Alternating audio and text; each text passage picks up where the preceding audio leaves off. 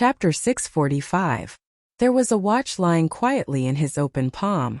It was an old-style cheap electronic watch from an unknown light machine factory. There were many lines engraved on the dial, but there were no numbers. Although it was cheap, it was very durable. The slender hand tirelessly walked in circles under the influence of the weak current of the battery. It walked for so many years without stopping. It was like a planet orbiting around a star. It was also like people repeating scenes of parting in their lives. Sulu silently looked at the watch in his palm. He looked at the moving hand and the familiar electrolyte stain on the band. His heart beat faster and faster in his chest. A familiar voice that he had not heard for many years reappeared in his mind. This voice was buzzing and seemed to come from an empty underground mine. Of course I'm alive. I'm alive forever. The middle-aged boss, whose tools were hanging behind his blue overalls, made a clanging sound in the wind. When they parted in the mine that autumn day, he casually threw the incredible bracelet to him and took off the cheap watch that the youth had worn for many years. Then he said a lot of complicated and literary words.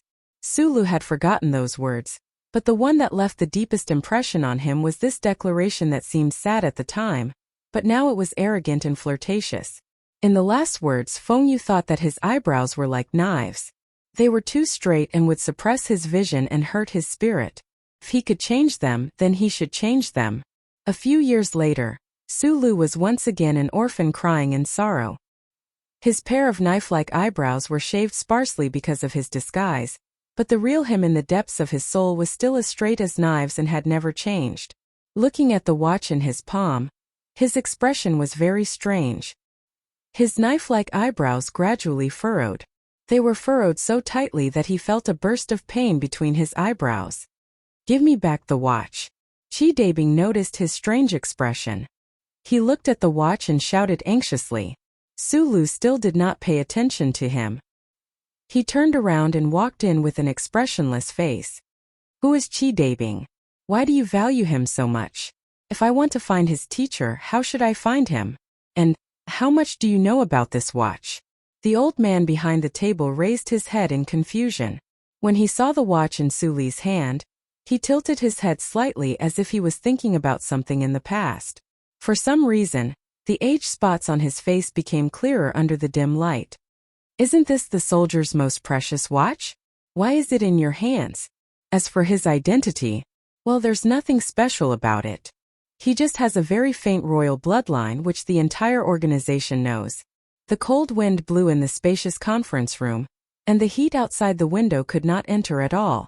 In the dim conference room, dozens of stern-looking imperial officers could be vaguely seen, but no noise could be heard. The discipline of the imperial armies was fully displayed at this moment. The thin screen in front of them kept scrolling through images and summaries of information. A high-definition picture of an imperial officer with a cold expression stayed at the top of the scrolling image. Beside the picture was an annotation of his identity: Chi Dabing, former vice-captain of the 4th Brigade of the Imperial Special Forces, latest recipient of the Imperial Gold Star Medal. According to the joint investigation of the military and the Intelligence Bureau, this person is confirmed to be an important figure in the traitorous organization. The latest information shows that he should still be in the capital. As the information on the screen scrolled through, the high-ranking officer in charge of the conference said in a deep voice, "There's one thing I need to remind everyone. This traitor may have a little royal bloodline in him. This is being confirmed by the Badge Administration Bureau, but according to the wise instructions of His Highness, this can be ignored in this operation." In the quiet venue, dozens of disciplined officers finally made some sounds of discussion at this time. However, at this moment, someone suddenly turned on the lights, and the originally dark venue suddenly became bright and dazzling. The general frowned and looked towards the door. Just as he was about to explode in anger, he saw the indifferent expression of the young officer. His heart clenched, and he performed a standard military salute and said loudly, "Your Highness." Hui Chaosher looked at him and asked, 3 minutes ago, the Intelligence Bureau sent the latest information to your terminal. You, on the other hand, are still talking about 3 hours of information. However, your people still haven't done anything. I need an explanation." The Imperial General immediately felt cold sweat seeping out of his back. Everyone in the military knew that after the secret incident at Master Fan's manor a few days ago, Her Royal Highness had endured enormous pressure and resolutely pushed back the date of her arrival to the front lines indefinitely. As for the real reason, it was obvious that Her Royal Highness had doubts about her ability to act. The terrain there is complicated and the buildings are densely packed. The most important thing is that there are too many residents. The general lowered his voice and explained respectfully. Furthermore, the citizens of District 9 have never been obedient. The General Staff is currently formulating the best plan. The District 9 that the Empire's ruling class was talking about was the slum that occupied a corner of planet Tianjing. It was like a rotten ulcer that disgusted people, but couldn't be removed. Hui Chaoshe frowned slightly and looked at the general in silence. The entire conference room was silent, and the atmosphere became more and more oppressive. When everyone was about to be unable to bear the pressure, she said coldly, "There's never a perfect plan. A plan that can kill Su Lu is a good plan. I only care about the results. I don't care how many people will die in the process. I've already told you everything I know about Qi Dabing. As for this watch, it was sent to me by an old friend a few years ago. I think that since Dabing is his student, he should be more qualified to wear it than I am." Su Lu silently looked at the old man behind the chair. He could tell from the other's expression that this wasn't a lie. For some reason he suddenly felt tired. He shook his head but didn't say anything. "I don't know where this old friend of mine is, young man." This old man, who had led the underground resistance against the powerful Empire's machinery for decades, looked at the expression on Su Li's face. For some reason he felt a little sad. He continued, "From the incident at the Great Master Fan Manor, I guess that there might be some kind of relationship between you two. However, I never understood. One of you is from the Empire, and the other is from the Federation. Could it be that you've met before?" His current identity was that of the Empire's. Su Lu walked out of the room with narrowed eyes. There was a strange smile at the corner of his lips.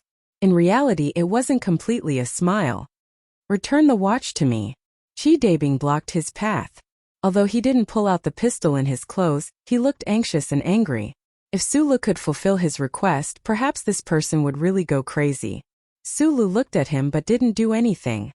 "This watch is very meaningful to me. Please return it to me." Qi Dabing suppressed the anger in his heart and tried to lower his posture as much as possible.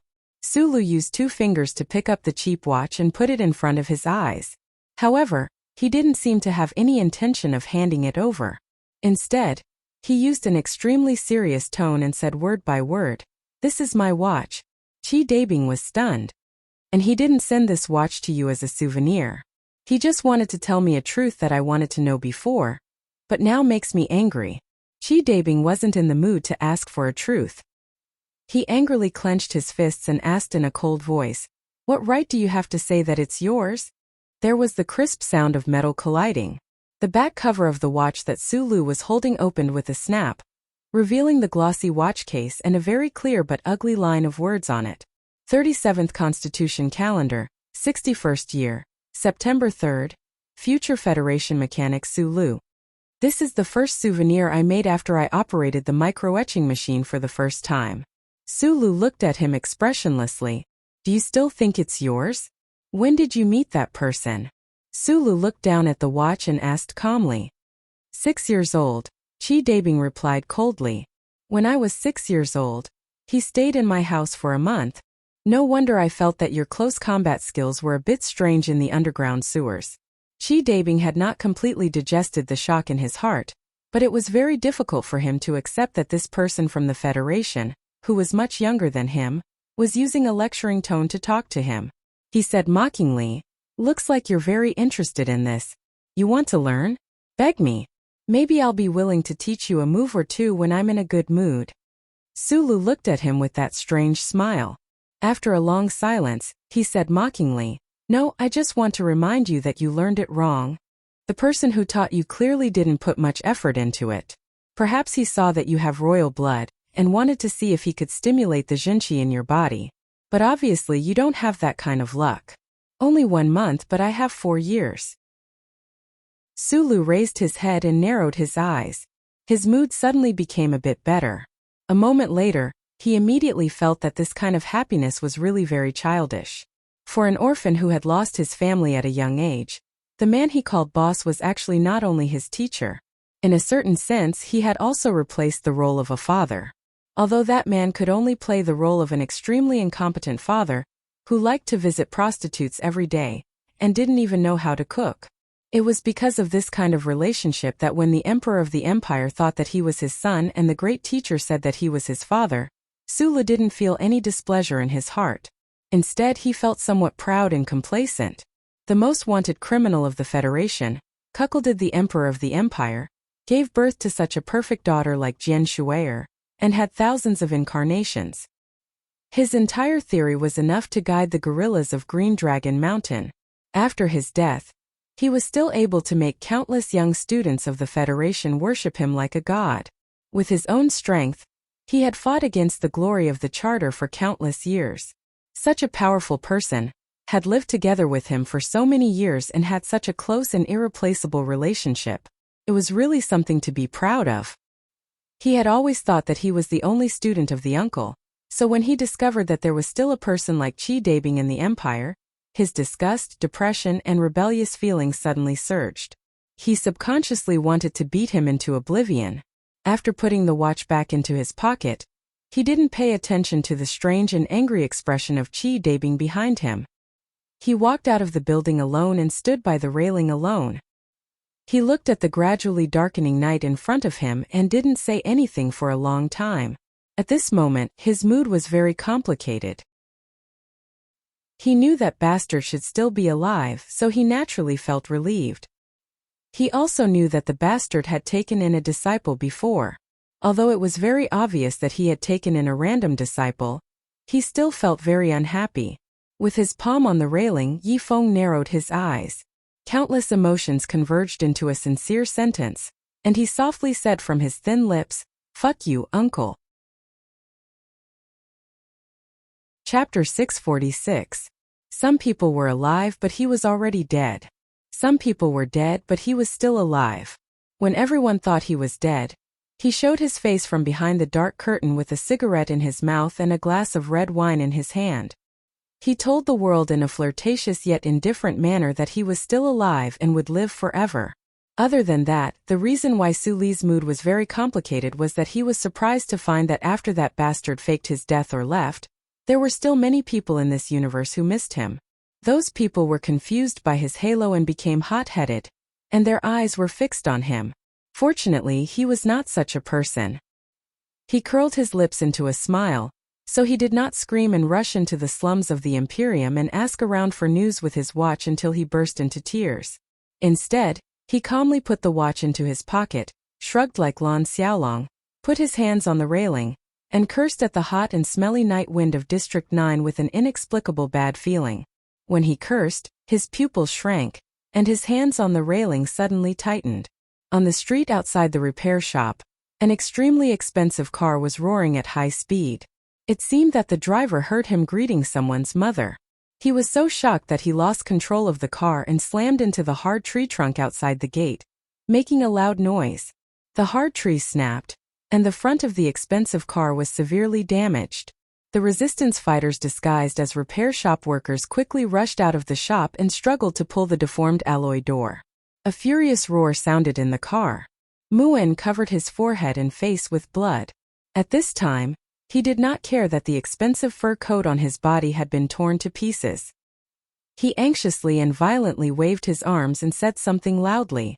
Sulu narrowed his eyes and felt that some kind of danger was approaching the repair shop. He turned around and ran into the building without hesitation. Almost at the same time, the alarm bell on the railing behind him rang loudly. This meant that the Imperial armies had found this secret base. Time was of the essence. The resistance members in the repair shop did not have any time to say goodbye. They packed up their weapons and luggage as fast as they could, and then opened the tunnel entrance hidden under the repair platform. "Why are we retreating separately?" Qi Dabing looked at the old man in the wheelchair angrily. He held his gun tightly and said, "You can't move, so you should follow us, because we're all very important, so I have to be prepared for the worst.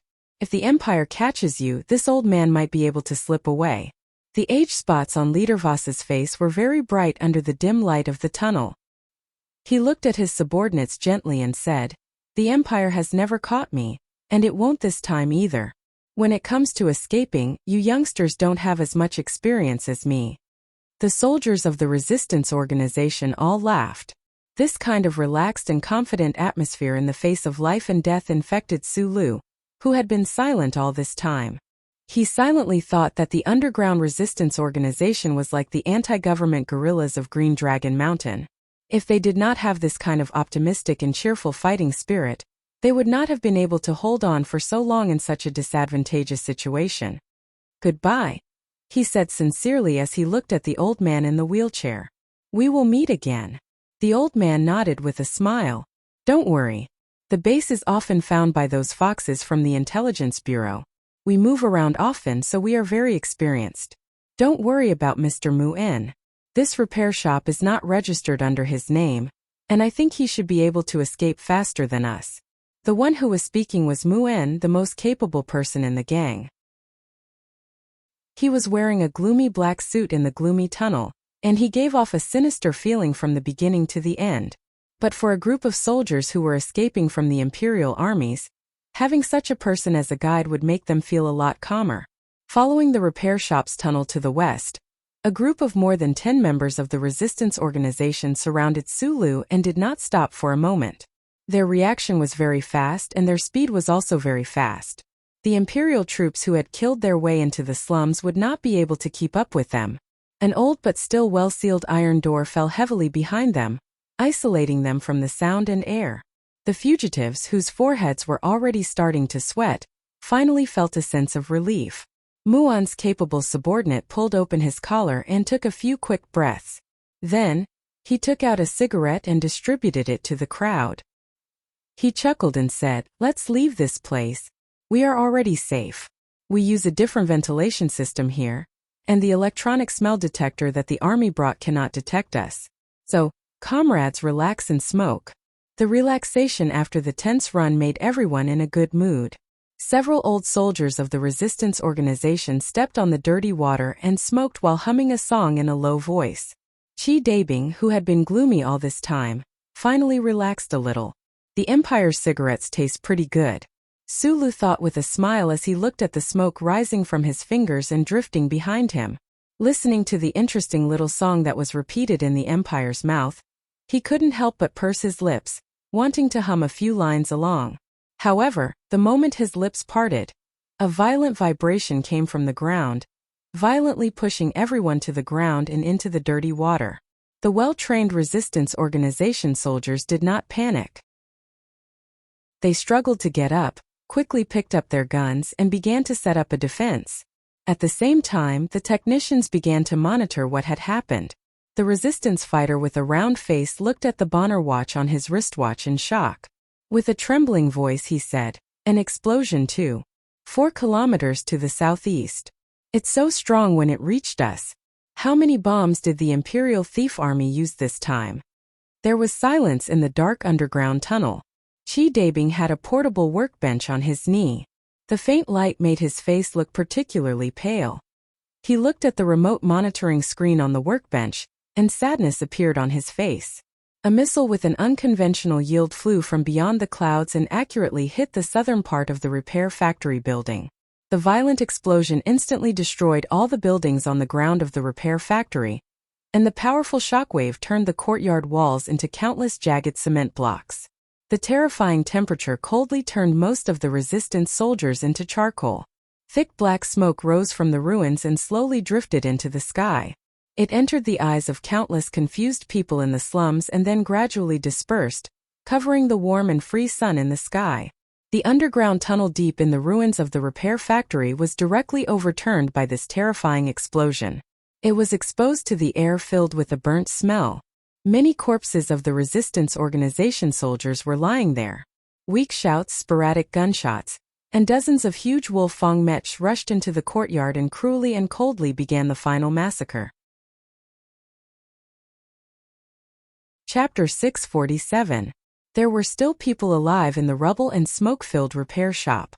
The shrill sound of bullets firing rang out, piercing through the black smoke and striking the hard armor of the Wolfang mecha. The sound was muffled and loud, but it could only create a few small sparks, not even leaving a deep mark. In a battle where the difference in power was too great, the scattered firepower of the resistance group looked abnormally pitiful.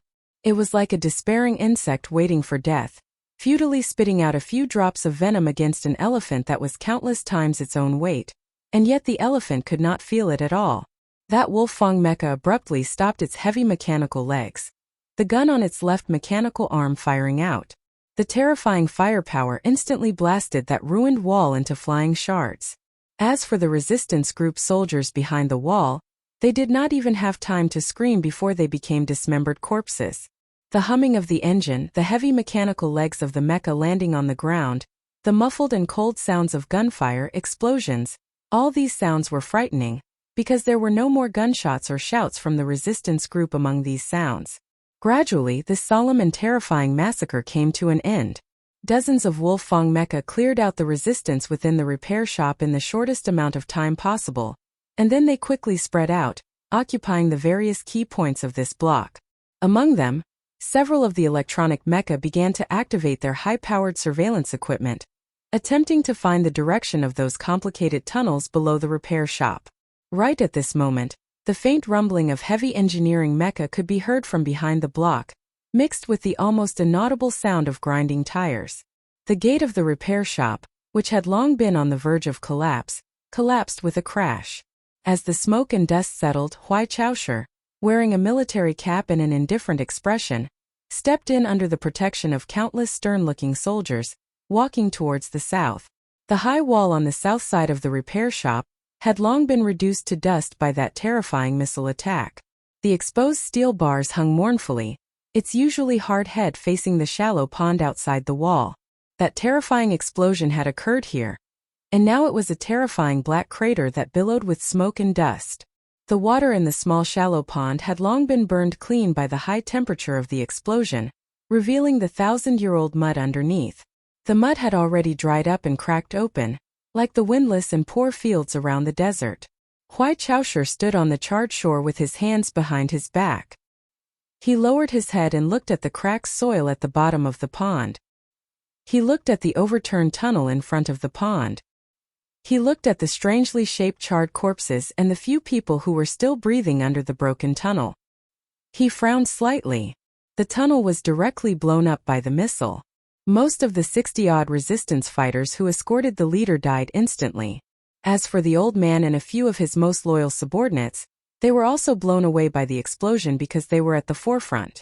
They fell in the ruins of the tunnel, covered in blood, but fortunately, they didn't die on the spot. However, this was perhaps the greatest misfortune. Old Voss lay on the ground on the verge of death. His face was smeared with mud and blood. The obvious and ugly age spots and the fair skin that gave him the beginnings of a lowly life but courageously challenged the unfair order could no longer be seen clearly. His pants were burned to ashes by the burning flames. His legs, which were paralyzed in the war with the Empire in the early years, were badly burned. His black and red skin was smoking. His amazing willpower kept the old man from fainting. He stared at the young Empire officer walking towards him from the top of the tunnel and vaguely guessed the identity of the other party. His weak breathing suddenly became rapid. His old right hand weakly grabbed the soil on the ground, as if he wanted to grab something and hit something. The Empire soldier guarding him noticed his movements. He lowered his body and slapped him hard. The loud slap made the old man's face tilt to the side. Hui Chaosher waved her arm, indicating the people around her to disperse. She walked in front of Leader Voss alone and looked at him quietly. After a long time she said indifferently, "Let me introduce myself. I am Hui Chaosher." Old Voss's bloodied lips moved slightly. A strange look flashed in his eyes, but he didn't speak in the end. "I know who you are." Hui Chaosher continued indifferently, "The Empire has allowed you to escape for so many years, not because we can't catch you, but because we need you to stir up some people and do things that are inconvenient for us to do. But if we really want to catch you, how can you escape?" The light in old Voss's eyes gradually faded. He knew that this princess didn't need to lie to him before he died. His heart that had long been prepared to sacrifice itself gradually became a little lost. Since his youth, he had devoted himself to the liberation of the lower class of the empire. He didn't know how many times he had escaped the pursuit of the imperial armies and secret police. He led 7 large and small uprisings or riots. He led hot-blooded students and farmers to secretly execute hundreds of greedy and cruel nobles. He was injured and imprisoned under an alias, but he watched as the future of the liberation cause became dimmer and dimmer. Yet he didn't regret it for a moment.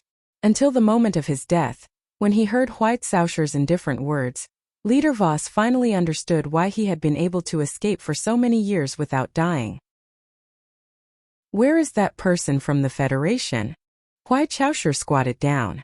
Her gaze was like a knife. "Where are you going to send him away?" Old Voss didn't answer her question. After a long silence, the light that belonged only to him returned to his eyes. Before he died, he finally understood something. Even if his life was to some extent used by the royal family, the things he did were always valuable. "Voss, when I saw your file as a member of the royal family, I couldn't help but admire you because you used to have a backbone." White Sausher looked at the change in the old man's expression and knew that he would never say what she wanted. She frowned slightly and said in a cold voice, "The battle between us is ultimately a battle between the people of the empire. But I didn't expect that you would do such a disappointing thing when you're old. Colluding with the people of the empire, betraying the interests of your own people, and for your own political ideas, you didn't hesitate to commit treason. Don't you feel ashamed?" White Sausher's anger was very real. Leader Voss, who was lying on the ground, looked at the high and distant sky indifferently. He seemed to be thinking about how to answer the princess's anger, but also seemed to be thinking about whether his decision to cooperate with the Federation was right or wrong. After a long time, old Voss turned his head with difficulty and looked at White Sausher. His turbid eyes revealed a trace of determination and mockery. He said in a hoarse voice, "Betray the country? This is your country, never the country of lowly people like us. Your Highness, can you find a reason for lowly people like us to love this country? But after all, you are all people of the empire. You were born here and grew up here. Is this the reason why maggots must love a cesspool?" The old man breathed rapidly. His eyes gradually became hollow, and his hands weakly scratched the scorched earth beside him. He looked at White Sausher and said, "What I want to do in this life is not to prove that I am great, but to take back what we have lost. I don't want to continue living in a cesspool. Gods belong to gods, His Majesty belongs to His Majesty. What belongs to lowly people like us?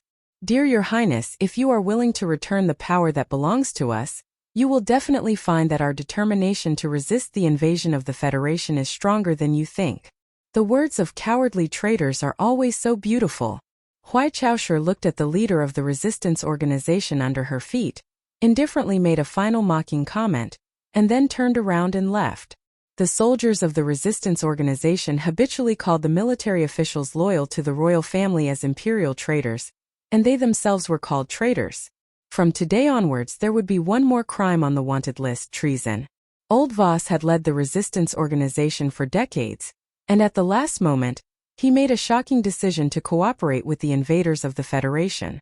Although he had temporarily obtained the approval of most of the members of the organization due to his supreme authority, the crime of being a traitor, the crime of being the precursor of an invader, would follow him and his organization forever and ever.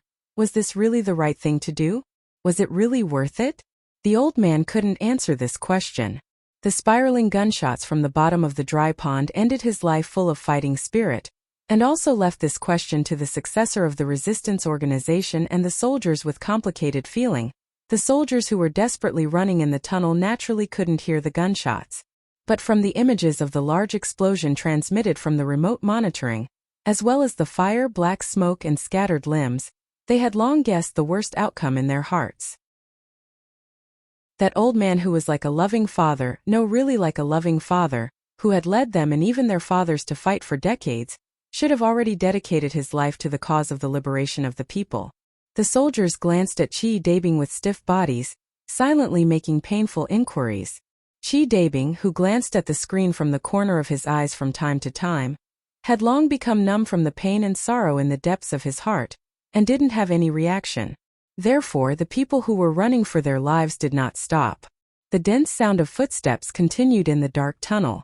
No one spoke, and no one cried out crazily or turned around to try and save something. Everyone continued to run on their own, silently running. There seemed to be no end to the dark underground tunnel, and there seemed to be no end to the running as well. The terrifying Empire's military mechs on the ground were stepping heavily on the ground. After a long time, someone in the fleeing crowd finally couldn't help but start crying. Su Lu, who had been silent from beginning to end, had a heavy heart. Thinking about how the leader of the resistance organization who didn't have much emotion had died just like that, he couldn't help but think of the words that the great teacher had said that night. Everyone has their own historical mission. Then what was his own historical mission? He rubbed his eyebrows that were growing back, and thus appeared even harder than before. He took a sip of water from the soldier beside him, and then, somewhat stunned, he took a cold handgun. Chi Dabing lowered his head and said, "If we all die, you have to make sure you can go back alive."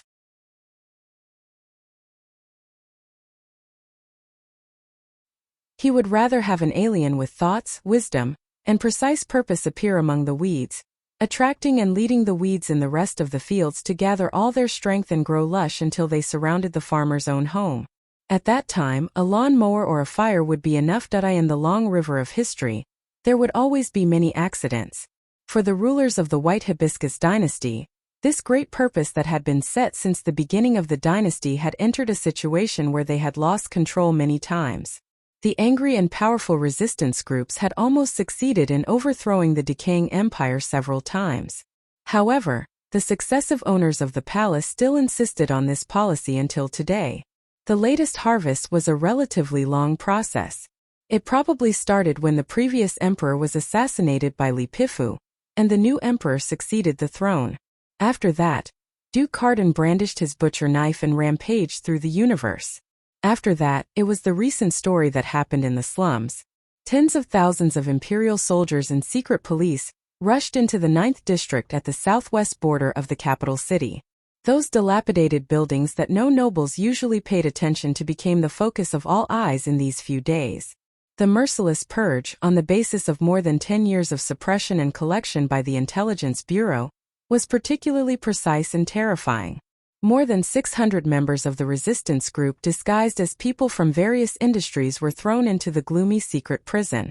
What awaited them was inevitable death. There were even more people who were also arrested and shot to death. As for the underground resistance group's secret strongholds, the casinos and factories, they were even more miserable as they were crushed into ruins by the engineering mecca. Su Lu stood on the upper floor and looked at the smoke that rose from time to time in the distance. He also heard the cries of the civilians who were injured by stray bullets. His brows were deeply furrowed. He forgot to take a puff of the cigarette between his right index finger and middle finger for a long time. The soft but neat ash trembled slightly, as if it could fall at any time. Contrary to the judgment of the Imperial Military and the Intelligence Bureau, the group of people who escaped from the repair shop did not immediately leave the capital city and disperse into the dense forests and mountains in the south. Instead, they continued to stay in the slums. In the past few days, Su Lu and the resistance fighters had changed their hiding spots 11 times in a row. Finally, they found a rare opportunity to rest. The slums of the capital city were too big, and there were too many people of all kinds. No matter how pervasive the empire's cleansing and harvesting operations were, it was impossible for them to clear out this endless stretch of run-down streets. This was because the emperor couldn't possibly let the soldiers kill over 1 million people. No matter how cheap a person's life was, once there were 1 million of them, it would still have some weight, let alone in the capital of the empire. It was like a field that had been burned into black charcoal. God would always be merciful enough to leave a few holes and a few lucky grass seeds. In an excellent hiding spot, Su Lu silently watched the tragedy unfold before him. After watching for several dozen minutes, his eyes were a bit dry. He furrowed his brows and shook his head. Then, he lowered his head and looked at the cigarette that was about to burn to his fingers. He remained silent. He watched as the slums had used countless long and humiliating lives to obtain collapsed. He watched as the pitiful few belongings in those slums were crushed to pieces by the mecha's tracks.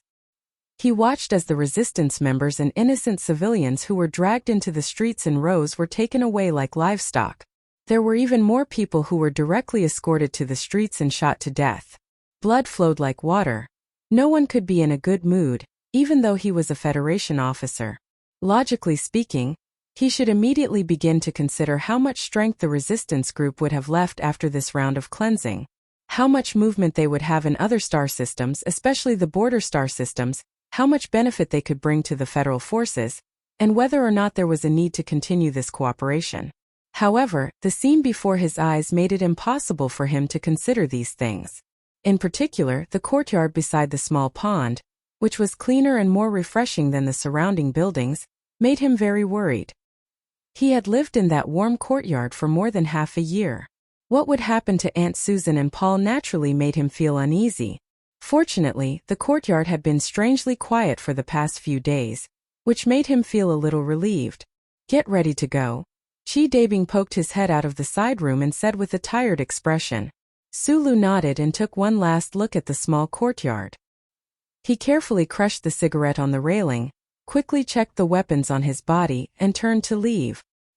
He had promised Aunt Susan that he would tell her when he left, but now it seemed that this had become an extravagant hope. Huai Chaoshi was also about to leave. The battle at the front line was very fierce. She should have set off on the battleship to provide support as early as 10 days ago.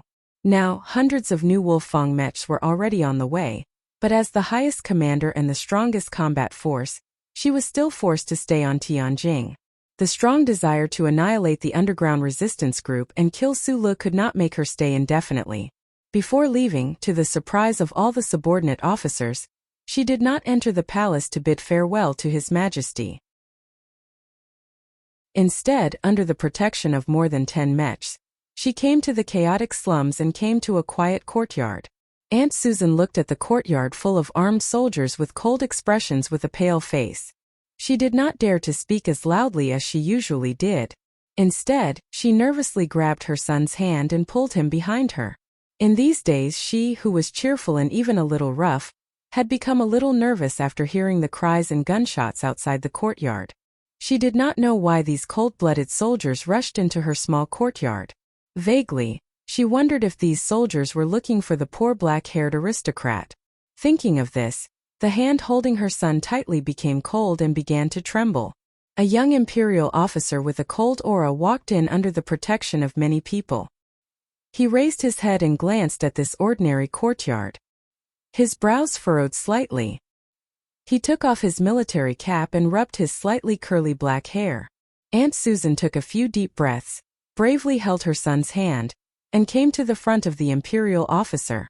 She half-squatted in standard aristocratic etiquette and said, "It's a great honor." An officer next to her whispered, "This is Her Royal Highness the Princess." Hearing this name, Aunt Susan and Paul, who had been staring at the soldiers angrily, were stunned at the same time. They were frozen in place for a long time. When they were about to kneel down in panic, Huai Chaoshi narrowed her eyes and waved her finger to stop their movements. She said calmly, "No need." In the next 10 minutes, Her Royal Highness, accompanied by Aunt Susan, toured the small courtyard. She looked at the famous video and audio equipment in the black market with interest. During the whole process, she never asked a word about Sulu. Before leaving, Huai Chaoshi took out an old diary from the pocket of her military jacket. After a moment of silence, she looked at the stiff Aunt Susan and asked, "Do you have a brother who joined the expeditionary army? His name is Arthur?"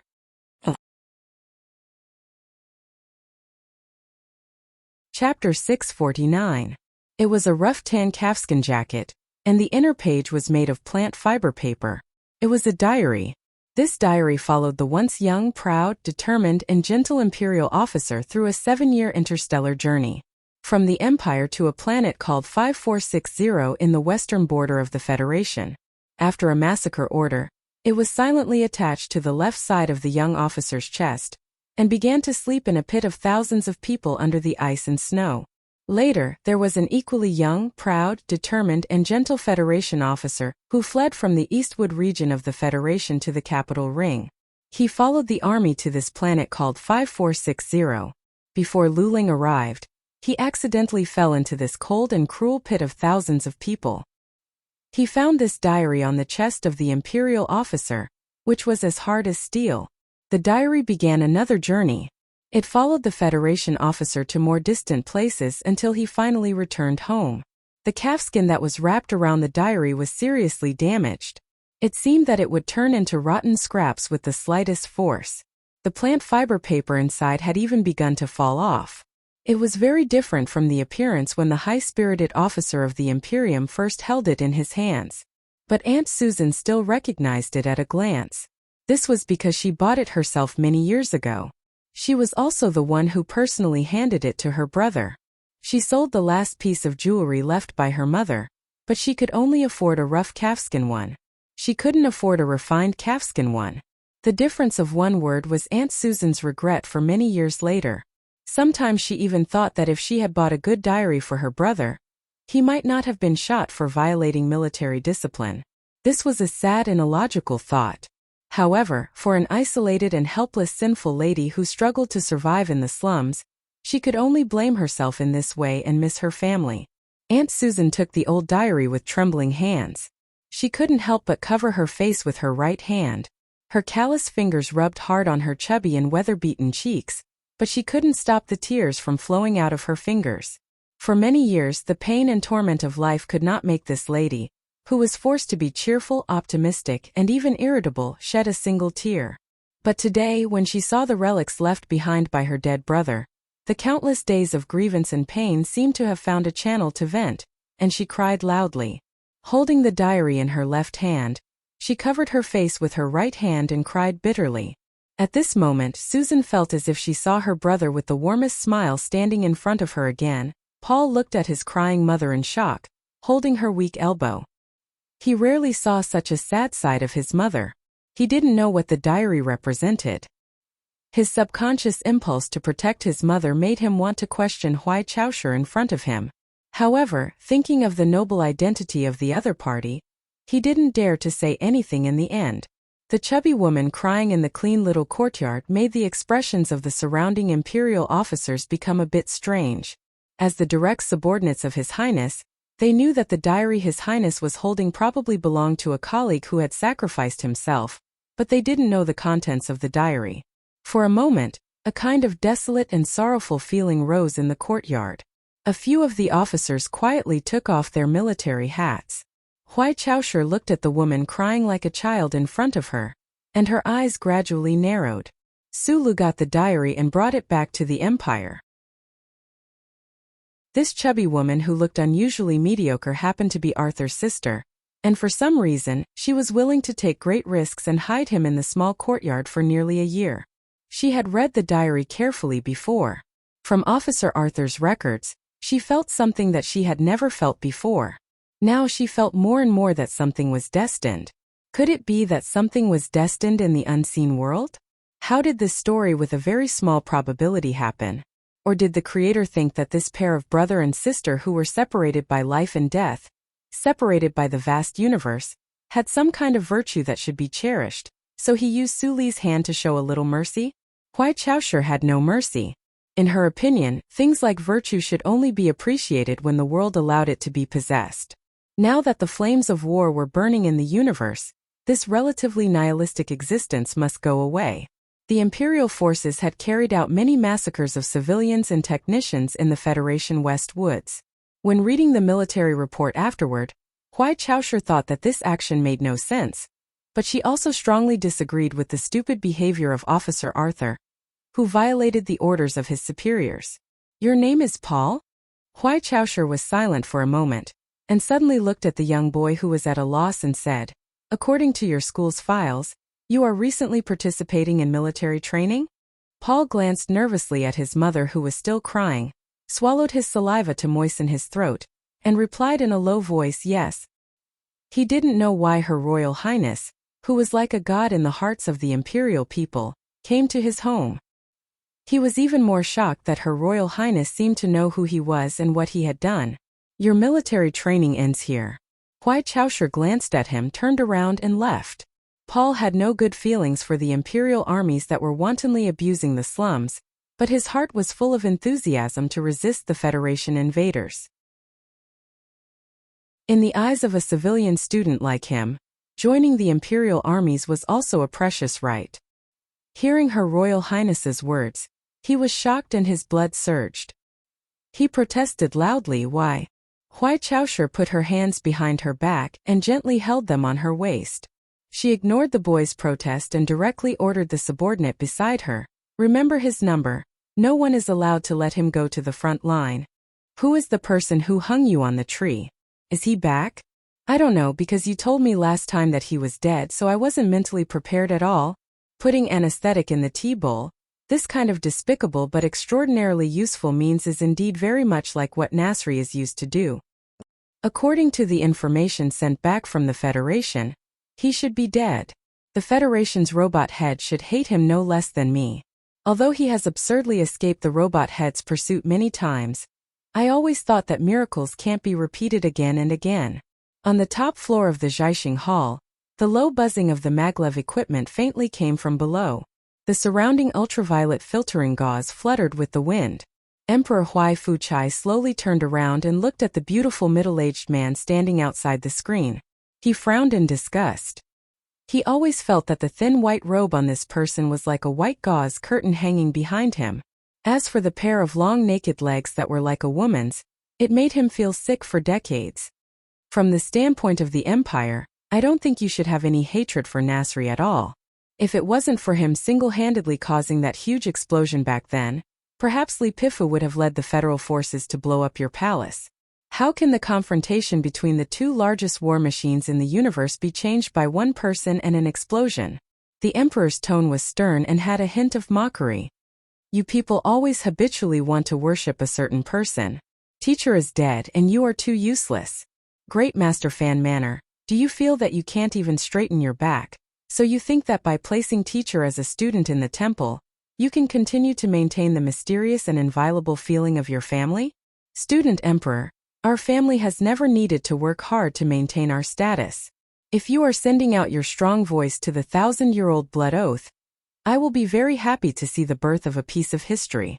At the same time, I want to see with my own eyes how the Hibiscus dynasty is destroyed.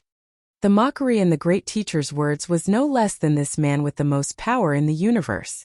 It was unknown what kind of trump card his family had that could make him so relaxed and crazy when facing the Emperor of the Empire. If there is another incident like this, the Emperor narrowed his eyes slightly and looked at him calmly. He said, I will forget what a blood oath is. At least I can kill you first. As for how many trump cards your Hua family has left behind, and whether this dynasty can continue when that time comes, perhaps I won't care anymore. The great teacher looked at the Emperor's narrowed eyes and knew that the other party really had the intention to kill. However, his expression was still so casual and charming. With a snap, he lit the cigarette between his lips for a long time. He shrugged and said, It seems that you are really pessimistic about the future of the Empire. No, I just loathe the existence of swindlers like you. This loathing sometimes even surpasses the greatest wish of my life. The Emperor stared at him with loathing. His gaze then fell on an old thorn covered in black blood stains. The great teacher was slightly stunned. Then he bowed and saluted. Without waiting for the Emperor's permission, he started walking toward the entrance of the maglev ship. Where are you going? The Emperor turned around and held on to the railing. He looked at the vast sky outside. I am going to find that spaceship and see if there is a chance to sneak into the Federation. The great teacher did not stop walking. He said indifferently, If I can get in, perhaps I can find that destroyed name list. The Emperor's expression, which was like a 10,000-year-old glacier, loosened slightly at this moment. The hero's plan, which had lasted for several decades, had now been seen through by the Federation. However, if the destroyed name list could be found, it might still be alive. In the end, you are still a citizen of the Empire. The Emperor looked at the sky and smiled slightly. He could not see any aircraft in his line of sight. However, outside the atmosphere, in the space bases around Tianjing planet, in dozens of star systems controlled by the Empire, countless heavy alloy war machines were nervously being loaded. Densely packed battleships of the Empire floated silently and sternly in space, ready to head to the front lines at any moment. The war had already begun, so let it continue with vigor. Chapter 650. It was raining heavily. Water droplets the size of pebbles gushed out from the black clouds and hit everything between heaven and earth. They bombarded the yellow sand on the Jiama coast with countless deep and shallow holes that looked extremely miserable. The mist was so thick that it covered the usually gentle and beautiful appearance of the peaceful bay. This was the most famous summer resort of the royal family in the southern hemisphere of Tianjin planet. In this stormy early summer day, the soldiers and staff were forced to stay indoors. As a result, they did not notice that in the valley behind the Green Mountain to the north of the bay, there was an intense battle taking place. The violent and gloomy rainstorm masked the sudden and crisp sounds of gunfire. The dazzling gunfire was also not so clear. Only the figures that fell from time to time and the blood that was washed away by the rain proved the cruelty of the battle. A whistling bullet brushed past him, but Su Li's eyelashes did not tremble at all. He held the gun with both hands and stood steadily in the wind and rain. He pulled the trigger quickly and rhythmically. Every bullet shot out from the barrel and passed through the rain, hitting a soldier of the Empire. The brim of the hat could not block the pouring rain. The rain quickly flowed down his cheeks and caused some interference to his vision, causing him to squint his eyes. However, it did not seem to affect the accuracy of his shooting. He stood calmly in the wind and rain like this, pulling the trigger and letting the hot and refined bullet shells jump out, fly above his wrist and fall beside his feet. In a short 7 seconds he fired more than 10 shots. Among the Empire soldiers on the road who were using the military vehicles as cover, 5 of them fell under his gun. The cracked bulletproof glass and the car panels that were shot with sparks could protect the vital parts of the Empire soldiers, but there was no way to protect their exposed feet or hands. The battle in the wind and rain started suddenly and ended exceptionally quickly. After dozens of seconds, the Empire soldiers who were ambushed were completely annihilated. The 3 logistics military vehicles that drove out of the Royal Summer Resort were silent. They stopped helplessly on the road. The soldiers of the resistance organization who were lying in ambush around the valley rushed to the road in their old military uniforms without epaulets. Some of them began to clean up the battlefield, while others surrounded Su Lu and boarded the 3 military vehicles. In the short and hurried battle, 4 resistance fighters closed their eyes forever. Su Lu sat in the front passenger seat and used his sleeves to wipe off the rainwater on his face. He didn't reveal any emotions. In order to send him away from Tianjin planet and leave the capital city, countless members of the resistance organization had sacrificed their lives for this. Having seen so much didn't mean that he was numb. He just kept this heavy feeling in the deepest part of his heart. Colonel Su Lu, if everyone in the Federal Army has such good marksmanship like yours, I think we really won't be able to fight this war. The gang leader, Mr. Muan, who met with the crowd in the suburbs of the capital city, looked at the wet hair of the young people of the Federation in the front row and thought of the awe-inspiring shooting scene in the rain. He couldn't help but sigh emotionally. Su Lu lowered his head and seriously checked the guns and ammunition in his hands. He replied, "At least we're allies now. You don't have to worry about this, right?" Muan shrugged and didn't say anything else. He looked at the fur coat on his body that had been drenched beyond recognition by the rain with a slight headache and cursed in a low voice. Qi Dabing, who had been silent all this while, finished checking the guns and lit a cigarette. After hesitating for a moment, he gave 2 cigarettes to Su Lu in front and Muan beside him. Muan's subordinates were all skilled technicians in the repair shop. In a short time, they cleaned up the exterior of the 3 military vehicles until they were close to perfect. Thus, the 3 military vehicles that were forced to stop started moving again. The violent wind and rain hit the windshield. The people in the vehicles had to speak louder. Perhaps it was because the physical and psychological toll of running for their lives had been too great. Everyone felt a little tired and didn't want to fight against the angry roars of nature, so no one spoke again. The entire journey was silent. Only the pungent smoke filled the interior of the vehicle.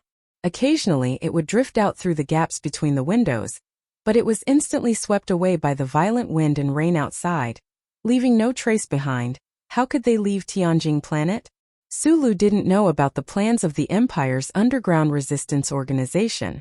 As a member of the Federation, He maintained his silence the entire way and followed the soldiers as they made their way south. In the process of escaping, he was surprised to find that even though the Empire's royal family had brutally suppressed them, the resistance organization still maintained a strong presence on this planet. No matter which city they went to, which mountain they went to, they would always see some ragged guerrillas coming to their aid. Sometimes, they would suddenly find the owner of a coffee shop extending his warm hands. Furthermore, there was one thing that he couldn't understand. The Imperial armies, who should have been crazily chasing after them, didn't have a grasp of their whereabouts. In the middle of the night, 3 military vehicles drove into a heavily guarded logistics base. Sulu lowered the brim of his hat and looked at Chi Dabing's cold face as he interacted with the soldiers stationed there. Looking at the electronic customs codes that he had snatched, his eyebrows furrowed slightly. Under the accompaniment of the night rain, the group silently walked into the underground armory south of the logistics base. A few stern-looking Empire officers walked straight toward them and shook hands with Chi Dabing and Mu-En. They lowered their hands and said a few words about the launch in the early hours of the morning. At this moment, Sulu more or less understood the resistance organization's plan. He subconsciously raised his head to look at the sky. His gaze passed through the thick layer of cement and seemed to see a logistics spaceship. At this moment, it was already mounted on a rocket, waiting to be launched amidst the wind and rain. In order to send you away, many people in the slums of the capital have already died. You saw with your own eyes how many of us have died along the way. What you didn't see was that in order to cover our true destination, there have been uprisings and riots in all the cities and counties in the capital over the past few days. Hearing Chi Dabing's cold and extremely pressurizing words, Sulu finally understood the answer that had puzzled him for a long time. In order to attract the attention of the Empire's military and the Royal Intelligence Bureau and cover their departure from Tianjing Planet, the resistance organization had chosen the most inopportune time to spread the flames of rebellion everywhere. Having just suffered a cruel blow, what the resistance organization needed the most now was to recuperate and go underground. However, in order to send Sulu away, they had made the opposite choice. Even the stupidest person could imagine how heavy a price the resistance organization would have to pay for this. Sulu was silent. He subconsciously took out a cigarette from the pocket of his military jacket, only to realize that the cigarette inside had long been soaked in the rain. Chi Dabing passed him a cigarette, took out a lighter, but didn't light it immediately. He said in a low voice, "I don't really understand the true relationship between you and my teacher. And I don't really believe in the moral integrity of the people of the Federation. However, since Leader Voss has chosen you, then we will carry on with this matter. Remember, this man from the Empire, who was most likely to become the next leader of the resistance organization, looked into Suli's eyes and lit the flame with a snap. He said seriously, thousands of people have died because of you, and in the future, a very simple action from you could possibly make their deaths worthless. If that day really comes, we won't be able to make you compensate us, but you must remember that those thousands of wrong souls will always be floating behind your head." Sulu took a deep puff of the cigarette. When he took the cigarette out, the filter tip stuck to the corner of his lips, causing him to frown slightly in pain. After a moment of silence, he gently pursed his lips. He didn't make any verbal promises and only nodded slightly.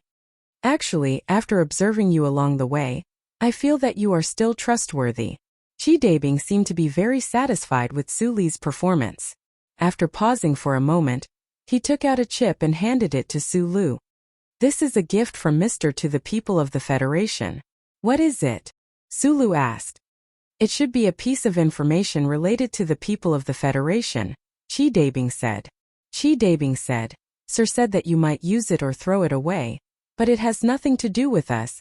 Sulu was silent for a moment and suddenly thought of something. He looked at Chi Dabing and said, "There's something that I need your help with. The people of the Federation definitely think that I've died a long time ago.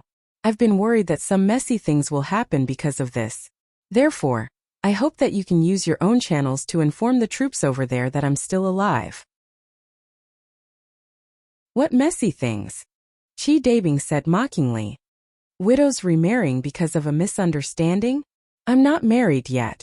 Sulu smiled bitterly and replied, "But if those ladies think that I'm dead and randomly remarry, It'll really make me feel so depressed that I'll vomit blood. Chi Dabing was stunned for a moment.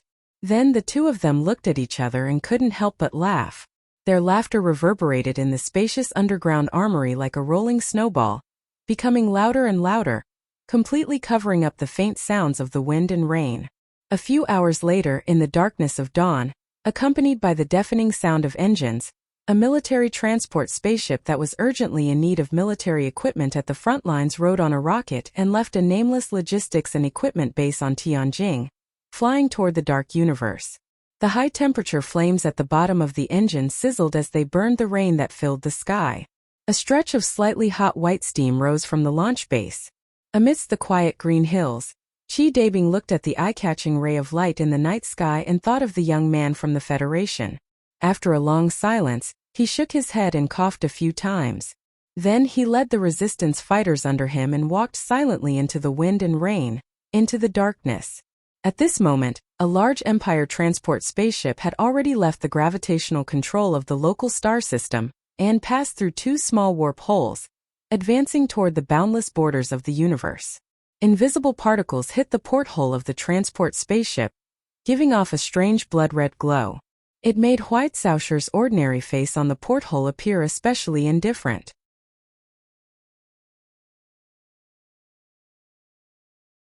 Chapter 651. Just now I did a little test and found that I was trapped in the fourth level, a world where there is still endless work to be done while jumping through time and space. So I cried. The next chapter will be around 3 o'clock. The universe is a big stage, on which countless great, humble, heroic, cowardly, beautiful and ugly characters take turns to appear, affectionately acting, under the illumination of those grotesque lights, acting out scenes of tragicomedy or numbing soap operas of life. But from another perspective, the universe was actually just a very small stage. There were not many big shots who were qualified to appear on it and stand under the spotlight for hundreds of millions of ordinary people to see. In the autumn of the 71st year of the Federation's constitutional calendar, in the West Woods border that had just been extinguished for less than a year, accompanied by loud and clear military songs, an overwhelming number of battleships and imposing groups of mechas crossed two giant space tunnels filled with dangerous turbulence and began to burn among the stars within the Empire's territory. On such a historical drama stage filled with the smell of iron and blood, the most eye-catching characters were undoubtedly the men who were full of personal heroism on the battlefield. But in fact, in the hearts of many people, the main character they cared about the most was actually a woman, the Empire's princess who had not appeared for a long time. Correspondingly, the most eye-catching character on the stage on the Federation side should have been Su Lu, the civilian hero who had an amazing resume and background and was deeply loved by the Federation's president and the people. But what broke the hearts of the Federation's people was that this war hero with a pair of charming small eyes had fallen in the universe long before the war began because of the suffocating pursuit of revenge.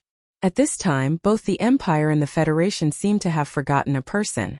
After Su Li's death, that person should have carried the banner of the federal forces and jumped onto the stage with his usual violent attitude, standing in the whistling wind and facing the princess. But for some reason, on the battlefield of the stars where the flames of war spread, there had been no news of him for a long time. In the rich autumn, the charter square of the capital special zone was covered with golden leaves. The diligent self-cleaning vehicles were tactful, and did not immediately clean it up. A gathering was being held on the square. Tens of thousands of Federation citizens gently stepped on the withered leaves with smiles on their faces, and gathered here to listen to President Pabre's speech on the stage. As the news of the Federal Forces' continuous victories spread back to the capital ring, the reputation of this dark-faced politician rose day by day. He, who already had a very high prestige in the hearts of the people, had now become a kind of symbol of the Federation.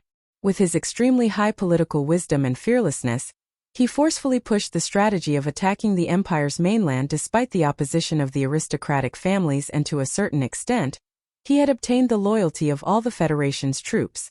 It was said that on the other side of the space tunnel on the frontline planet, there were a few brave field units brave in battles of the Federations have begun to put the digital image of President Pabre President's Li's God's God of Wars's Li God of the Federations, S. On the giant 3D light beam on the west side of the square, the news channel's report on the front line was rolling. Early this morning, the vanguard troops, with the expansion of the Iron 7th Division and the new 17th Division as the main force, successfully forced the main administrative planet of the Empire's Yellow Disaster System to begin the Federal Forces' military plan to occupy the second border galaxy of the Empire. The gathering of the people that was being broadcasted live to the entire Federation today was to celebrate this exhilarating victory.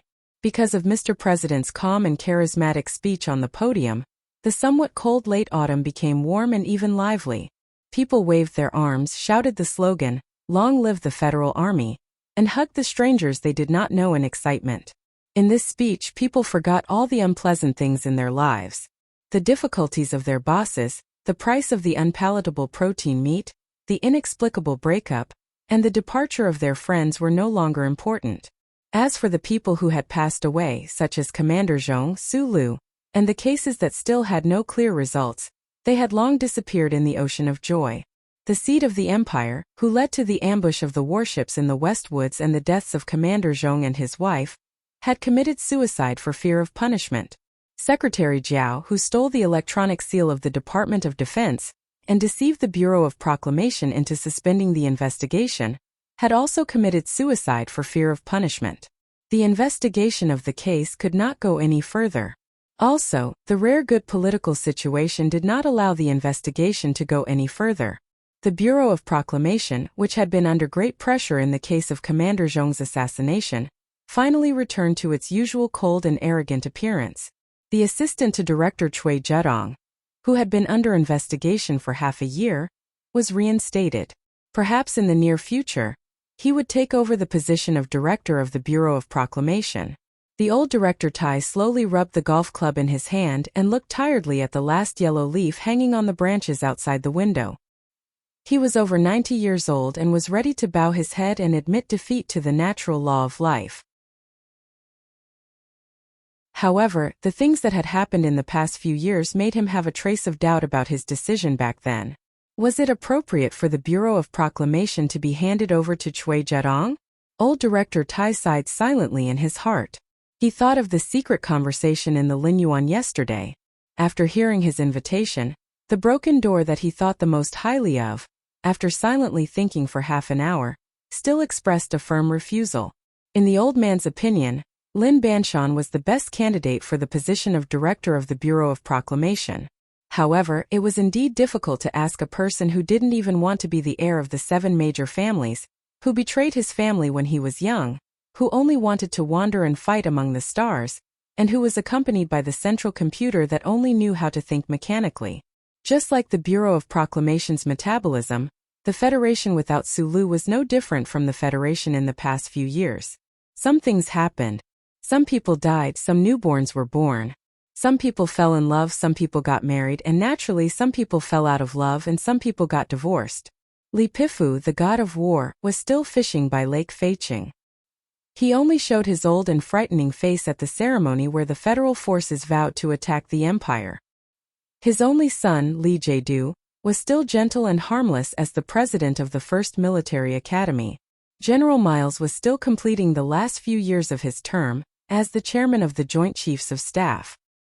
He was very eager for the federal forces to bring back the best news before his old teacher left and before he grew old. On the other side of the space tunnel, the federal forces were like a burning fire as they swiftly and violently took down the outermost administrative star system of the Empire. They obtained a rare forward base for the war. On the glorious battlefield, Du Shaoqing, the commander of the Iron 7th Division with the rank of Major General, was still as fierce as ever.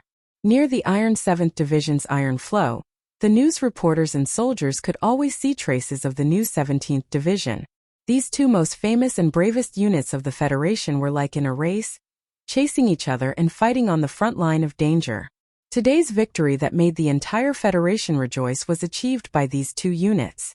Unlike the bustling Charter Square, the West Mountain Compound, where the headquarters of the federal military was located, was particularly quiet.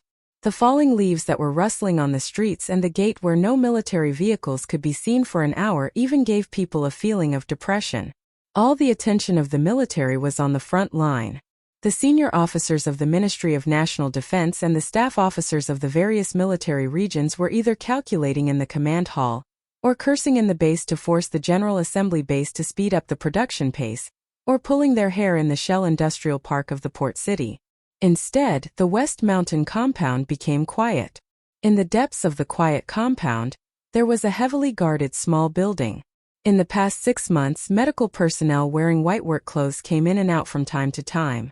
The professors and experts of the medical department of the Capital University and the First People's Hospital used to hold meetings and debate all night long. However, today even the small building became quiet. Zhou, who had a little red flower in her hair, wore a small black windbreaker today. When the autumn wind blew across her cheeks and body, the beautiful red flower petals trembled slightly. The corner of the windbreaker rolled up, revealing the bright red color inside. The iron gate of the small building slowly opened, and a young man wearing a colonel's uniform walked out.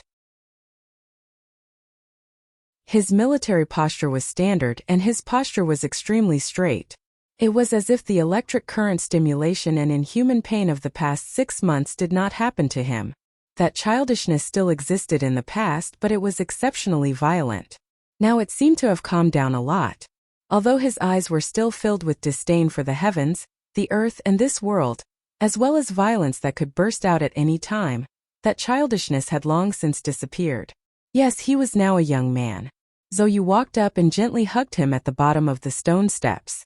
She furrowed her brows and looked at him with strong disapproval.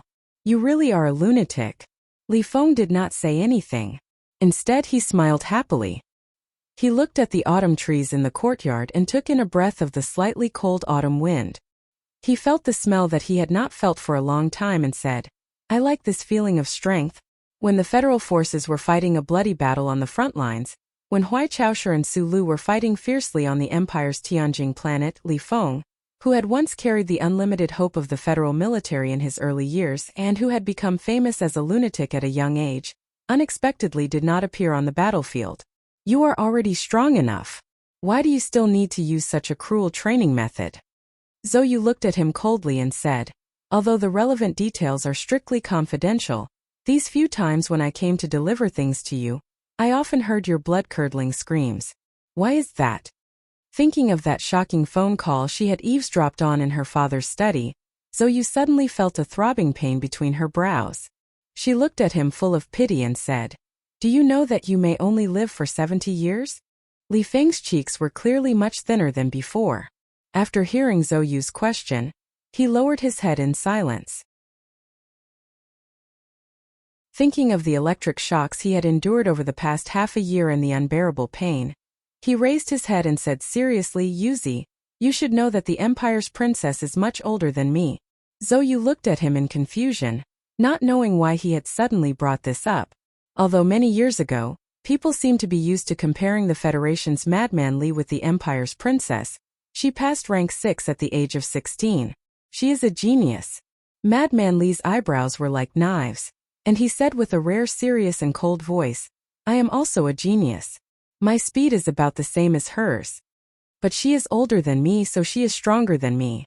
This was a conclusion that appeared overly simple, but coming from Madman Li's mouth, it gave people a feeling that they had no choice but to believe it. If both sides were geniuses, then the difference in strength between them might be a simple matter of age. Madman Li raised his head to look at the sky and continued, "In the past, my sense of crisis was not that serious because the Federation still has Su Lu.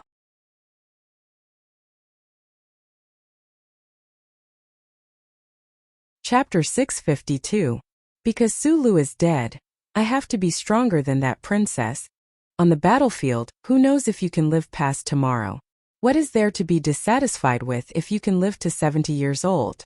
Do you want to be like those old lecherous generals in the general hospital who have no teeth and can only drink porridge and desperately hold on to a nurse's hand to survive? Disgusting. So don't ask if it's worth it, because it's definitely worth it. Very good. The above words were with Madman Li's unique simple and direct violent logic.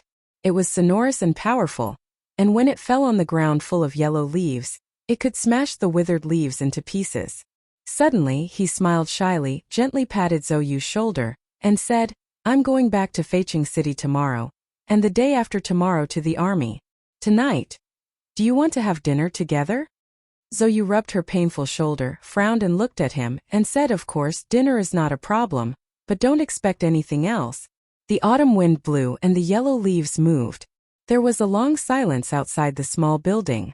Li Feng clenched his fist and asked with a bitterness that was impossible when he was young, "Why? He has been dead for a year." Zhou didn't explain anything and just smiled. Then she stood on tiptoe, raised her arm, and gently patted Li Feng's shoulder. This action was very gentle, so gentle that the little red flower on her temples didn't tremble, but Li Feng felt that her hand was stronger than his own. In the military vehicle that had been waiting on the other side of the yellow leaves, Shi Qinghai looked at this scene and faintly blinked his beautiful eyes. The little boy next to him rolled his eyes, wondering why this annoying guy often came to see him. The top floor of the most luxurious Wenhua Hotel in Hong Kong was designed as a revolving restaurant. This decent enough place naturally became the best choice for rich people to socialize. At the same time, many well-off families would hold very important matchmaking activities in this restaurant. "Sorry I'm late." Shang Qiu's cheeks were slightly red, and her eyebrows were slightly sweaty. She hurriedly walked to the table next to the window and politely apologized to the mother and son sitting across the table. Because the engineering department was doing the final assembly verification of the MXT turbocharger design, she was much later than the agreed time. She directly returned to the city from the industrial park and didn't even have time to change into the more ladylike dress that she prepared in advance. For seasons had quietly passed, but this beautiful and intelligent female engineer still looked the same as before. Perhaps it was because her life and way of thinking were quite simple and pure. Time did not leave any traces on this beautiful face. Especially today, she was wearing a somewhat loose short-sleeved shirt and carelessly matched dark blue overalls, and the eye-catching oil stains on them made her look like a female apprentice who had just entered the repair shop. She was very cute. The man in his 20s sitting across the table clearly thought so. A look of surprise flashed across his slightly wooden face. His gaze swept past Shang Qiu's proud chest and was immediately shocked to the point of lowering his head awkwardly. He probably never thought that one of the most famous engineers in the Federation would actually have such a good-looking appearance. But for the lady next to the man, she had booked the entire revolving restaurant and suppressed her temper while waiting for so long, only to see her blind date wearing such clothes. Obviously, she felt disrespected, so before Shang Qiu could explain anything, the lady began to speak in a cold and mocking tone.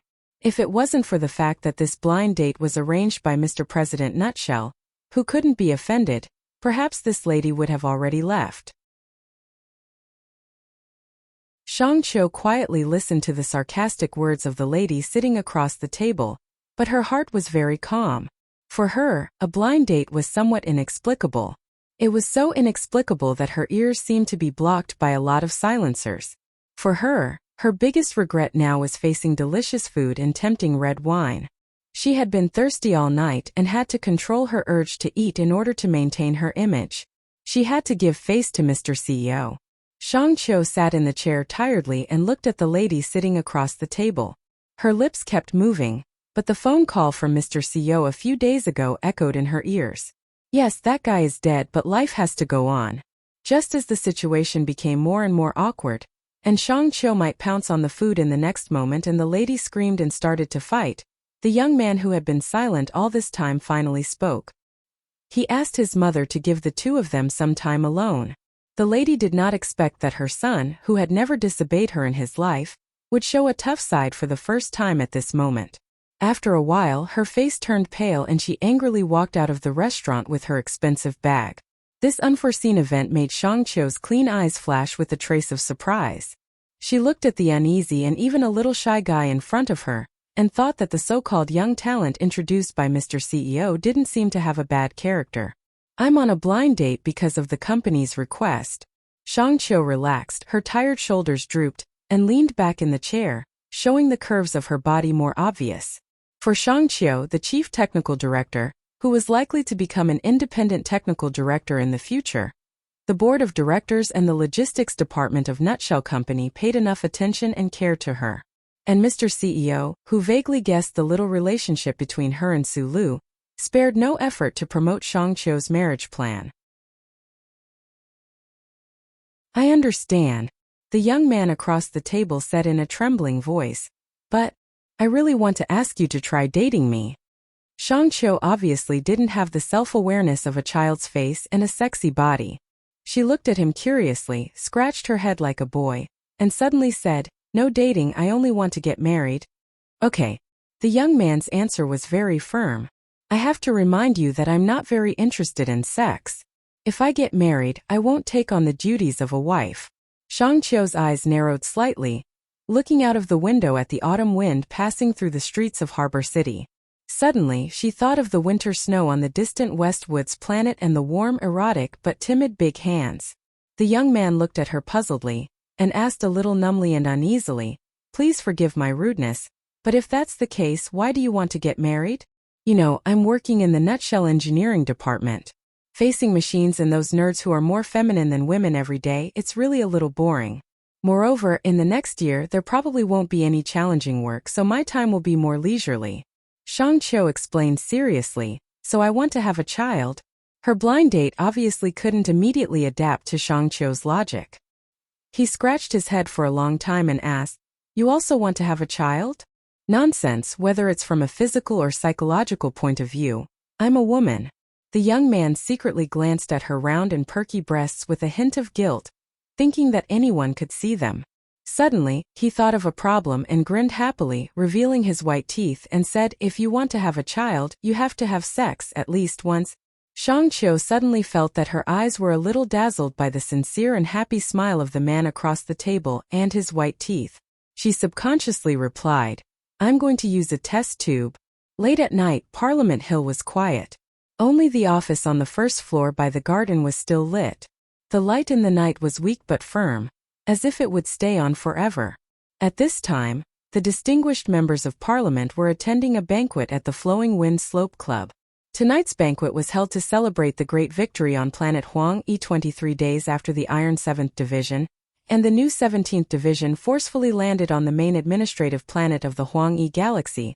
The Federal forces finally succeeded in eliminating all of the Empire's main forces on this administrative planet and gained full control. As an official of Green Dragon Mountain stationed in the capital, Zhang Xiaoming naturally received an invitation, but she didn't go. Instead, she stayed in her office and dealt with the seemingly endless work.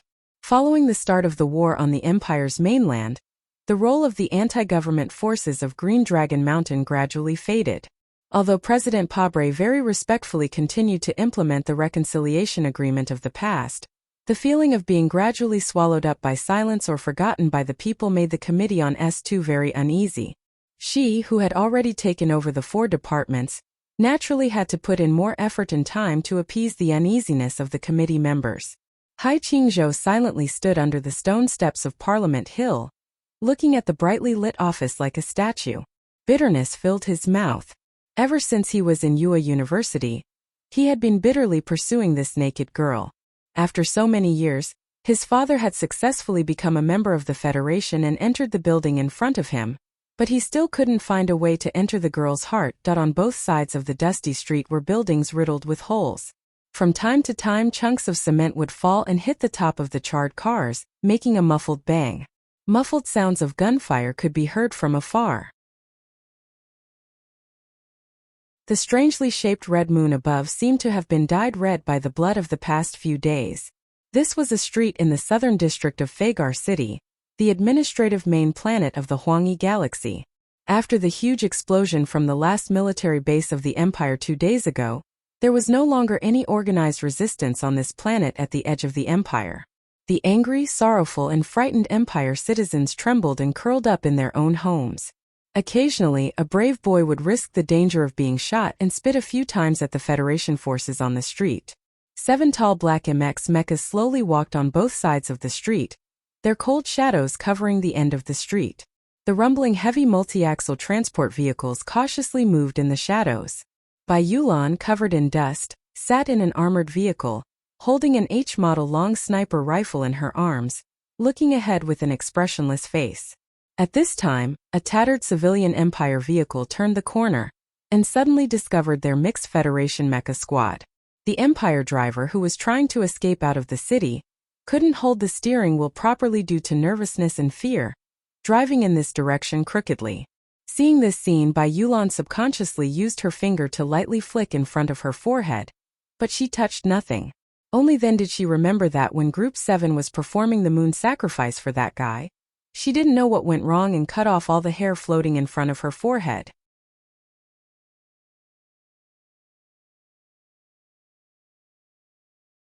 Chapter 653. Bai Yulan's fingers didn't touch the hair in front of his forehead. He paused for a moment, then immediately turned his attention back to the vehicle that was zooming over with a blank expression. The mixed mecha squad he was leading was escorting the multi-axle loading vehicles. They had to cross this hostile city under the dim sky, so they had to be very vigilant. The soldier at the front of the mixed mecha squad didn't react in time, and Bai Yulan frowned. Through the optical camera on his helmet, he saw that in addition to a panicked man from the Empire, there was also a little girl whose hair was cut extremely messy sitting in the car. He understood why his subordinate's reaction was a little slow. Bai Yulan raised the K-15 long-range rifle in his arms and stood up expressionlessly. He made a standard half-squatting shooting position on top of the armored vehicle and pulled the trigger without any warning. A crisp gunshot rang out, and the bullet accurately hit the front steering wheel of the Empire vehicle. The vehicle was like a drunken man, stumbling and crashing into the tattered flower bed on the side of the street. The hood of the vehicle popped up with a bang, and smoke rose into the air. The soldiers of the Federation trembled slightly from the sudden gunshot. Although deep in their hearts, they were a little shocked by the overly sensitive nerves of their commanding officer. They were also a little worried about the frightened little girl in the car.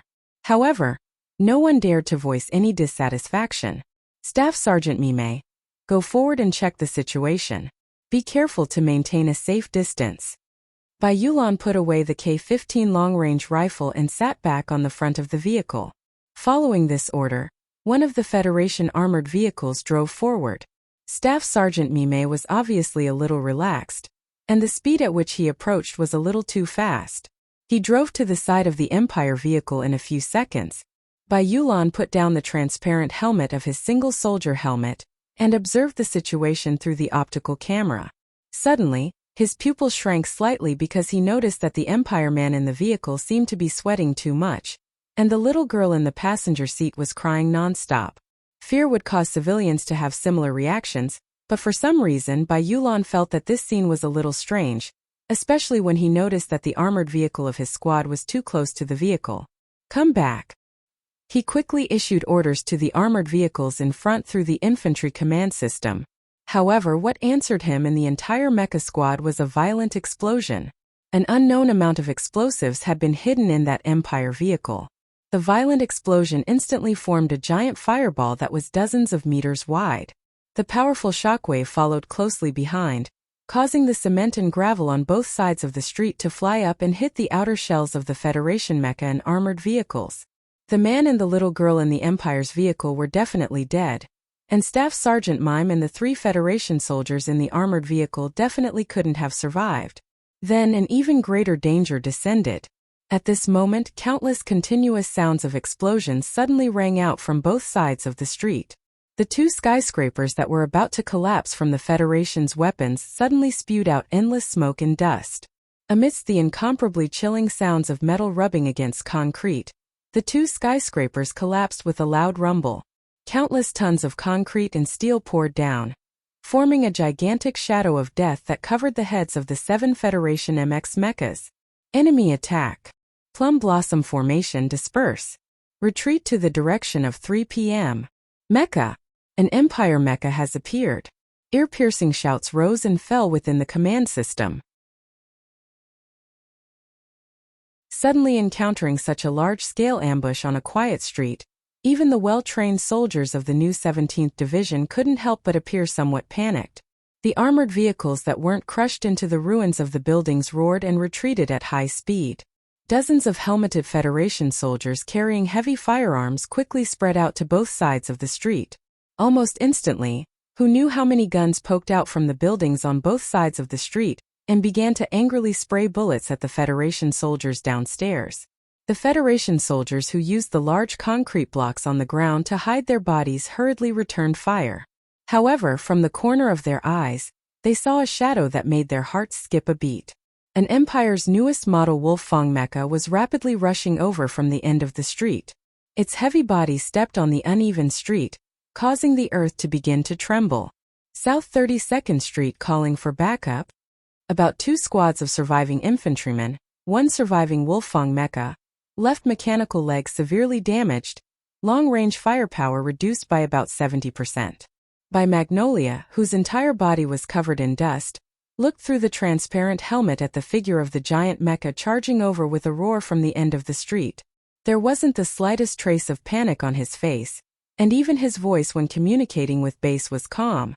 The dense gunshots that rang out all around the street didn't seem to enter his ears. Once he entered such a special area like the battlefield, this outstanding soldier of the federal forces could always display his most professional side. Xiong Linquan hold down this broken left track. He looked at the Empire mecha that was beyond repair, its right shoulder still spitting out a violent rain of bullets. His eyes narrowed as he issued the order. Then he crouched down, raised the long-range rifle in his hand, and calmly pulled the trigger at a window of a residential building in the sky to his left.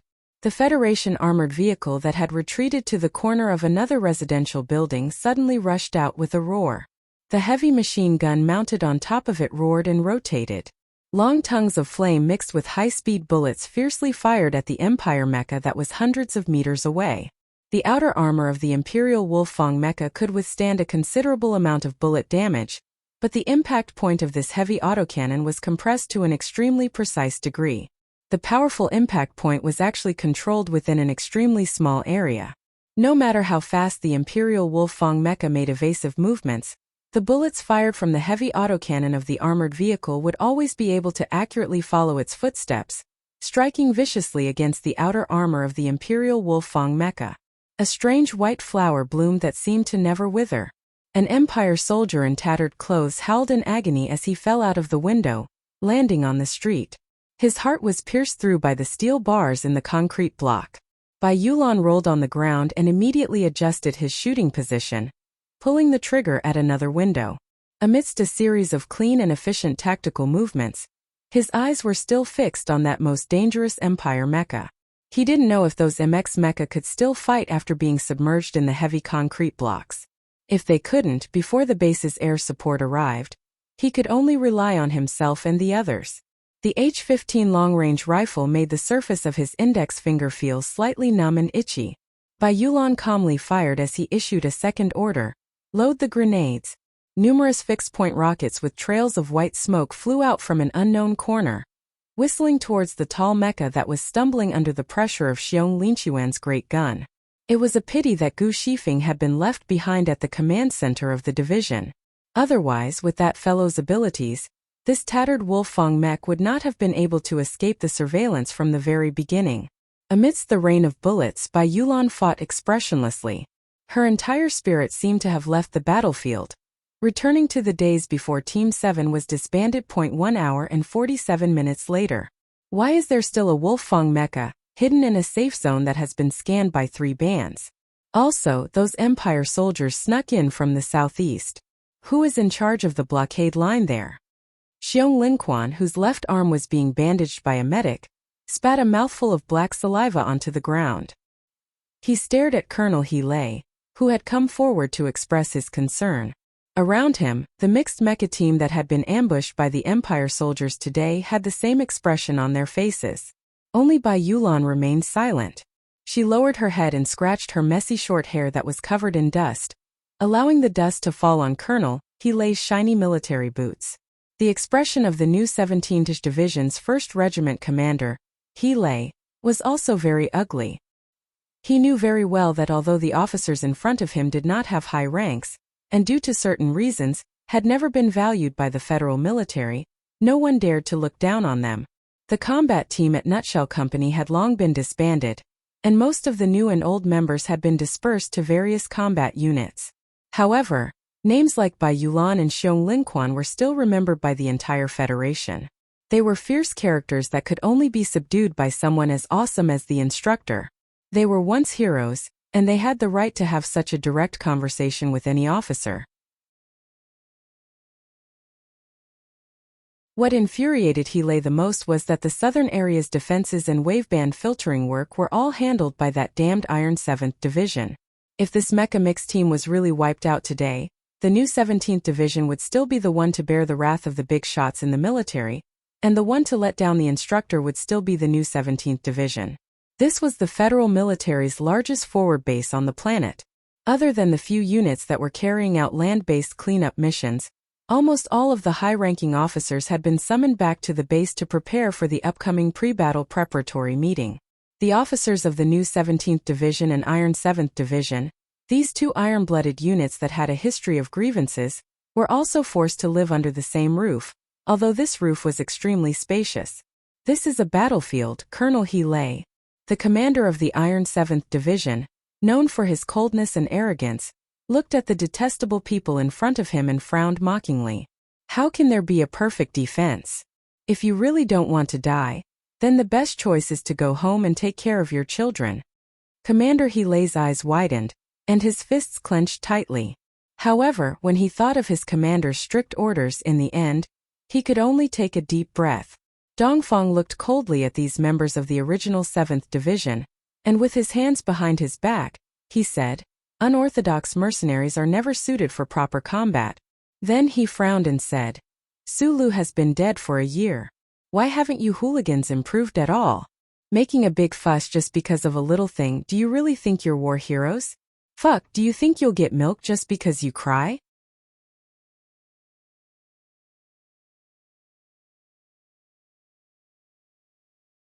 Chapter 654. Xiong Linxuan's anger wasn't because Iron 7th Division mentioned Sulu. It was more because of his comrades who died on the streets of the southern district of Fargar. However, sacrifice was too common on the battlefield to be used as a trigger for his anger. As a soldier of the Federation, he couldn't use the death of his comrades to express his anger towards Iron 7th Division, even if two of the people who died in the cement ruins used to be members of Iron 7th Division. For today's Federation, the once glorious Nutshell 7th Division didn't even exist. In the past year, the federal military and the official media had never mentioned the Nutshell Group 7 again. It was as if there was an invisible hand that was silently pushing this term into the pile of history books, deliberately ignoring the group of heroes that had once existed. After Iron 7th Division was divided into various field units, its members were assigned to new combat positions. However, they were rarely used to take on difficult and glorious missions. On one hand, the Federation didn't want the heroes they created to become skeletons in coffins. On the other hand, there was a deeper reason. Bai Yulan knew the reason. There could only be one sun in the sky. Otherwise, it would be as hot as the Empire's mineral star that the 32nd Armored Brigade took down last month. In the competition for succession, the guy with the bright smile died. The Federation would naturally choose Du Shaoqing and his Iron 7th Division. Therefore, Iron 7th Division's mission in history was over. The Federation's fighting spirit had long been aroused by the documentary. Therefore, a combat squad like Iron 7th Division that had a clear brand and old grudges against Iron 7th Division naturally didn't need to continue existing. Iron 7th Division was disbanded, but its members were still there. Because of the old grudges and the rivalry between Iron 7th Division and the new 17th Division, the Iron 7th Division had always hated the officers from Iron 7th Division. As for high-ranking officers like Commander Dongfang, they didn't even bother to hide their disgust. However, Bai Yulan had to admit that the Iron 7th Division had the right to be proud and arrogant. Their commander, Du Shaoqing, commanded the Iron 7th Division like a god. The total number of soldiers in the Iron 7th Division that were converted into a full mecha division and expanded was now more than 40,000. During the invasion of the Empire, they had won many battles. The heroic scenes of the Iron 7th Division conquering a certain place appeared on the Federation's news channel at a terrifying frequency. It appeared in the eyes of millions of citizens of the Federation. Commander Shaoqing and his Iron 7 Division had gone from undefeated in the military exercise to the bloody battle at Silin, and then to the invasion of the Empire. Their iron-like military exploits had made them the darling of the media, the idol of the people, the beloved general of the President and Parliament, and even the future of the military. Faced with this kind of Iron 7th Division, even the new 17th Division, from the commander to the normal soldiers, could only keep a dark face. They inherited the sinister battle style and used their battle achievements to resist the might of the enemy, let alone the insignificant members of Iron 7th Division. The officers of Iron 7th Division had experienced this kind of mockery, and even a face-slapping reprimand like today. Although the new 17th Division treated them well, and Commander He Lei and the other powerful Federation officers that Sulu had taught before also took care of the members who were scattered in their own units, the disregard from the Federation's upper echelons, as well as the contempt from certain units, made the days of Bai Yulan and the others truly difficult. If Boss was still alive, things would have developed completely differently. Bai Yulan lowered her head slightly and looked at the bloodstains on her military boots. She thought of the team member who died in her arms an hour ago, and naturally thought of the guy who died even earlier. She didn't pay attention to what the commander of Iron 7th Division in front of her was saying, nor did she pay attention to what Xiong Linquan was saying. In the past hundreds of days, he had long been used to this kind of situation and had always maintained an indifferent silence. In fact, ever since that infuriating little boss took the spaceship through the space channel, he was even a little tired of his military life and had thought of retiring. The reason he had taken back the retirement report and followed the main force into the Empire's planetary sector was because he wanted to see a miracle happen. If a miracle really did happen, he wanted to see the old comrades of Iron 7th Division return these guys to that guy in one piece. For this purpose, he had always been patient. However, the miracle didn't happen in the end. News spread in the Empire's planetary sector that Guy had been executed half a year ago, and he had been patient, waiting for his old comrades to die one by one. Actually, I've always thought that teacher Shaoqing wouldn't target small fries like us. Maybe it's just some despicable guy who thinks he's doing something. Bai Yulan broke the silence and slowly raised her head. Her extremely gentle face had a strange aura. She looked at the soldiers of Iron 7th Division in front of her and said softly, "There's no evidence that something like today's incident is a conspiracy, and I don't believe that the great Iron 7th Division would do something like this. But this is still your fault. 5 of my people died, and 2 of them were old members of Iron 7th Division." She looked at the indifferent commander of Iron 7th Division and said softly but seriously, "Iron 7th Division? What's that? Does the Federal Forces have this kind of organization?" Commander Dongfang looked at her mockingly and raised his chin, revealing the stubbles full of ruthlessness. He said, "Or are you talking about a group of famous male actors? If you're talking about them, then in my eyes they're just a bunch of good-for-nothings. No matter how many of them die, it's not worth feeling pity." Bai Yulan's expression didn't change. She narrowed her eyes and quietly listened to these cold and provocative words. She knew very well what the other party was waiting for. Ever since Sulu made Du Shaoqing unable to fly into a rage at the training base that year, the entire Iron 7th Division had been waiting for a certain opportunity, an opportunity to vent their anger. Anyway, that guy was already dead. There were no miracles in this universe. She had to let her old comrades receive more respect and safety on the battlefield in the future. Bai Yulan licked her lips and patted the dust on her messy short hair. She looked at the other party and smiled. "Dongfang, fuck your mother." Since ancient times, this was one of the most effective profanities directed at one's heart. Once upon a time, Group 7 from top to bottom loved to use this as a weapon. However, no matter whether it was Sulu, who could say this sentence as tasteless as plain water, or Lan Xiaolong, who could say this sentence as melodious as music, none of them could compare to Magnolia's gentle and soft words. It was like a lover whispering into one's ear, causing one to feel endless humiliation. Everyone's expression changed. The eyes of the Iron 7 Division soldiers burned with cold fire. But Magnolia didn't seem to feel anything. She tilted her head slightly and looked at Commander Dongfang with interest. Her right index finger quietly touched the wooden handle of the military knife beside her leg. She didn't want to lose the reputation of the Iron 7 Division, but since she was going to do it, she had to do it thoroughly. She couldn't lose the reputation of the Iron 7 Division. Commander Dongfang's expression gradually darkened. However, before he could open his mouth to make any response, a bright and even magnificent light flashed past his eyes, extinguishing that cold and fierce flame. The delicate military knife cut through the air between Bai Yulan's fingers and cut Dongfang's wrist as he was about to reach for his gun. Along with a few drops of blood, the knife came to his neck and pressed against his chin that was full of stubble.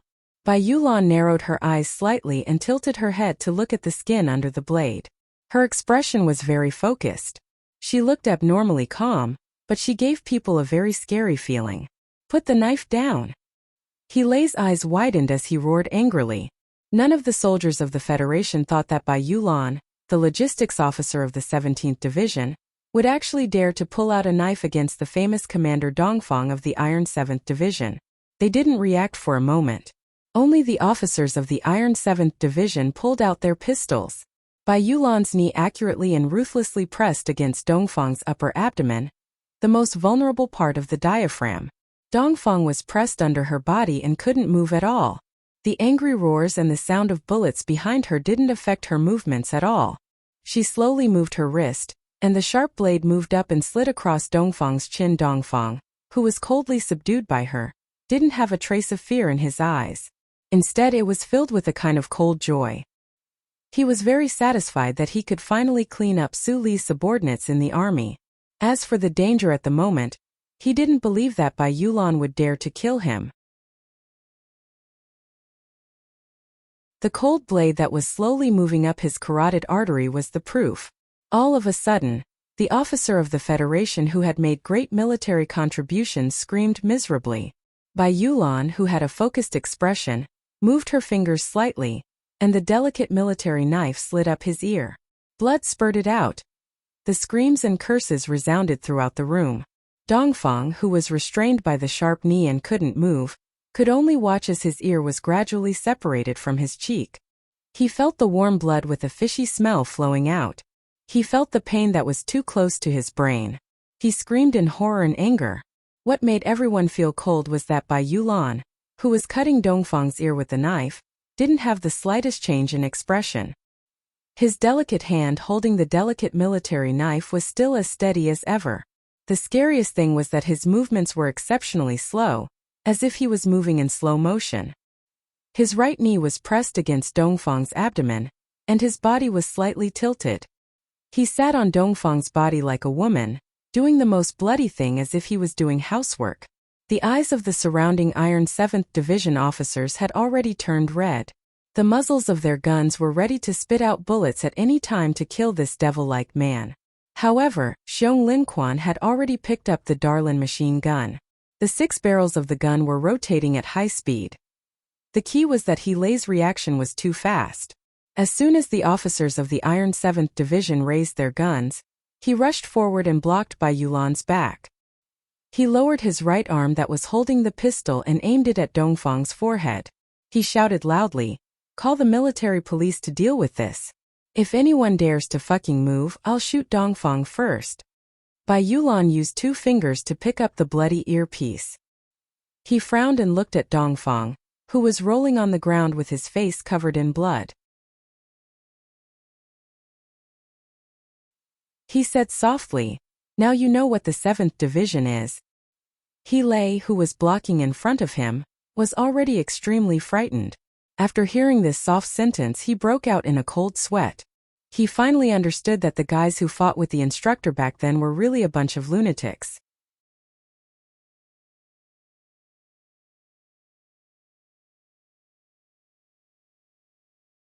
Chapter 655. The Federal Army's forward operating base was located at the intersection of Route 47 and Route 123. On the main planet of Huang-E, large engineering mechas were roaring like thunder gods as they excavated and cast cement on the outskirts of the base. In a meeting room deep inside the base, Commander He Lei's angry voice was louder than thunder. Around the semicircular meeting table sat more than a dozen stern-looking senior officers of the Federation. He Lei stood at the end of the table, slammed the table hard, and roared at the deputy commander of the Iron 7th Division, Lu Sifu. "What's going on with the defense in the Southern District? How did that Wolfang mech manage to sneak in under your noses? You're not done yet? If you don't explain this clearly today, I'm not done with you." Iron 7th Division's deputy commander Lu Sifu's expression was extremely gloomy as he scolded coldly. "Who are you not done with? 7 MXs were buried alive in cement, and one damaged Wolfang mech caused heavy casualties to a mixed mech squad. As the commander, you still have the face to explain? Don't fucking try to change the topic. I'm asking you for someone right now. That bastard called Bai Yulan used such a cruel and bloody method to treat a senior officer with outstanding military service. If it wasn't for you, my people would have already shot him to death. Kill your mother. Countless veins popped out on He Lei's neck, but he couldn't make a strong counterattack. Whether or not the attack in the southern district of Farkle was a deliberate trap set by the Iron 7th Division, they didn't have any evidence. As for the bloody incident that happened in the base a few hours ago, no matter how one looked at it, Bai Yulan could only be executed on the spot. In the meeting room, besides the relevant officers of the Iron 7th Division and the new 17th Division, the Federation's frontline headquarters, the military police, and the Ministry of Internal Affairs were all present. Although the current Supreme Commander of the Federal Military, Commander Yichang Tian, didn't land on the surface from the battleship, he sent his personal staff to observe the situation. Right now, the room was filled with the angry roars of Commander He Lei and Vice Division Commander Lu Sifu.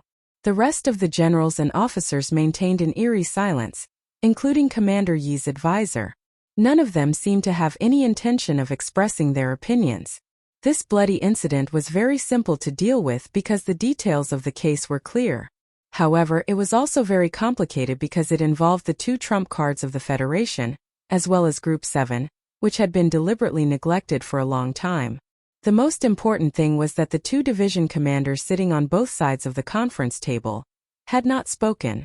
The new 17th Division commander, Yu Changhai, took off his military cap and silently stroked his white hair. His mood was very heavy. A few years ago, most of the old members of Nutshell Group 7 were retired soldiers of the 17th Division. Later on, most of the new and old members of Group 7 held positions in the new 17th Division, such as Ning He, Gu Shifeng, and many other outstanding soldiers. Thus, even though the upper echelons of the Federation had always treated Group 7 coldly, as the commander of the 17th Division, he naturally paid more attention to these people. The 17 mechanics had all been equipped with 108 of the new MX mecha, and he had allocated 7 mecha to that mecha mix team. The hidden meaning behind this was very obvious. However, who would have thought that such an ambush would occur on the Southern District's main road? Even more so, no one would have thought that Bai Yulan would choose such a bloody and cruel method of revenge. Commander Yu Changhai smiled slightly. Looking at the Major General across the round table, his mood was very gloomy. Although from start to finish the other had maintained his silence, not saying a single word, it was very clear that Bai Yulan would not be able to be saved this time. Because Commander Du Shaoqing was not wearing his sunglasses today, which was very rare. That face, which was usually as unshakable as a glacier and cedar tree, clearly displayed a sullen anger. His eyebrows, which were like unsheathed swords, were slightly raised. He would not turn back until he saw blood. As an excellent military commander, shielding his subordinates was an essential quality. Otherwise, why would he let his subordinates risk their lives for him? As the Federation's brightest and most unstoppable young military commander, Commander Du Shaoqing, who could make tens of thousands of Iron 7th Division soldiers throw themselves into the river with a single order, was naturally a model example. Now, one of the two senior officers who had followed him the longest and was most trusted by him, Dongfang, had his ear cut off by Bai Yulan in front of everyone. How could he bear it? Commander Yu, who came from a logistics background, was not a typical soldier with a strong personality. However, when faced with Du Shaoqing's cold and oppressive aura, which seemed to come from the depths of the earth, he was still able to maintain an extremely gentle expression on his face. In a soft voice he explained, breaking military rules naturally requires punishment. However, this is after all within the jurisdiction of the Military Police Brigade and the Internal Affairs Department. Therefore, I do not agree to your request to be detained by yourself. He absolutely could not allow the Iron 7th Division to detain Bai Yulan. Otherwise, those soldiers whose eyes were burning red with anger would definitely make Bai Yulan suffer more than death. This was also the bottom line of the new 17th Division. The Federal Army valued discipline above all. Previously, He Lei dared to point at Commander Liu and curse him because he was now promoted to colonel, which was the same rank as Commander Liu Sifu. At this moment, Teacher Yu Changhai, who had been silent all this while, opened his mouth to speak. The meeting room instantly quietened down. Everyone's gaze turned towards Teacher Du Xiaoqing's face. At this moment, only he had the qualifications to continue this confrontation between the two great aces. Du Xiaoqing maintained an indifferent attitude and did not speak. The pair of sunglasses and military cap that were neatly placed in front of him seemed to emit some kind of terrifying aura along with his silence. Just as the atmosphere was about to explode from the oppressive atmosphere, the staff officer who had been watching for a long time finally connected to the Federal Forces flagship outside the atmosphere. The Army's Supreme Commander, Commander Yi, appeared in front of everyone with a dignified expression. We are the army that bears the expectations of hundreds of millions of Federation citizens, and Mr. President. Our journey should be to the Sea of Stars. 5 days later, the army will embark on the journey to attack the X3 star ocean. You should know better than me what taking down the 3 shadow mineral stars means to this war. Do you think that such a trivial matter is qualified to affect the war? The generals and officers in the conference room stood up together and saluted the respected old general on the hologram, quietly listening to the final instructions. What was strange was that Commander Du Xiaoqing, who had always paid the most attention to the army's discipline and the dignity of the commanding officer, who had never made the slightest mistake, stood up much slower than usual today. The lines on his indifferent face looked particularly stiff. Use the shortest amount of time to settle this matter. Commander Yi on the hologram waved his arm vigorously. Du Xiaoqing took a deep breath. After putting on his military cap, he seriously adjusted his direction and saluted to the hologram. He said steadily, "Yes, Du Xiaoqing, you can state your request," Commander Yi on the hologram said. "I don't have any request. I believe that after the investigation by the Internal Affairs Division, the military court will give a fair verdict." Du Xiaoqing was expressionless. After a short pause, he said quietly, "But this person must die." He didn't have any request, but he used the word must to describe the word death. Commander Du Xiaoqing's tone was indifferent and calm, but it was filled with a palpitating calmness after anger. Everyone knew that he was truly angry. Bai Yulan must die. This was the Iron 7th Division's and his most simple request. Then Bai Yulan was dead for sure. Old He, what's the result? Colonel Ning He, the top advisor of the staff of the new 17th Division, stopped He Lei with a worried face and asked with a hint of expectation and fear. He was also a member of the 7th Division. Before Sulu joined the 7th Division, he had worked with Bai Yulan on the battlefield for many years. They had a close relationship. Of course, he was very worried about this friend of his. Handed over to the military police, investigated by the Internal Affairs Division, and then sent to the military court. He Lei rubbed his numb face and said in a low voice, "They want to expedite the process. The secret trial will probably start tomorrow." Ning He exhaled softly, smiled bitterly and said, "As long as he isn't secretly killed by the Iron 7th Division, it's fine. Although he might have to go to jail for 7 to 8 years, being alive is better than anything else." He Lei looked at him sadly and said, "Don't comfort yourself. Commander Xiaoqing has said that old Bai must die. Fuck him. He just tore off an ear. Is there a need to exchange his life for it?" Ning He roared angrily. "This is the front line. This is the most special time of war." As a subordinate, Bai Yulan cut off the ear of a superior officer in front of so many people. It's natural for him to be executed on the spot. He Lei lit a cigarette and smoked with all his might. He said with a serious expression, "Do you know?" Before he was subdued, he cut off Dongfang's ear again. Dongfang's ear turned into 16 pieces. The medical officer couldn't sew it back up for Dongfang. This fucking knife skill is beautiful. How can Commander Xiaoqing allow him to live? At this time, a few officers were surrounding the two of them, listening to He Lei's words silently. They were the new 17th Division's Mecha Brigade's captain, Hua Xiaoxi, who had come with Gu Shifeng, and the Lin family, who was the air and ground liaison officer. Gradually more soldiers came over. There were squad leaders, platoon leaders, company commanders, and normal soldiers. They silently gathered together. They understood these principles.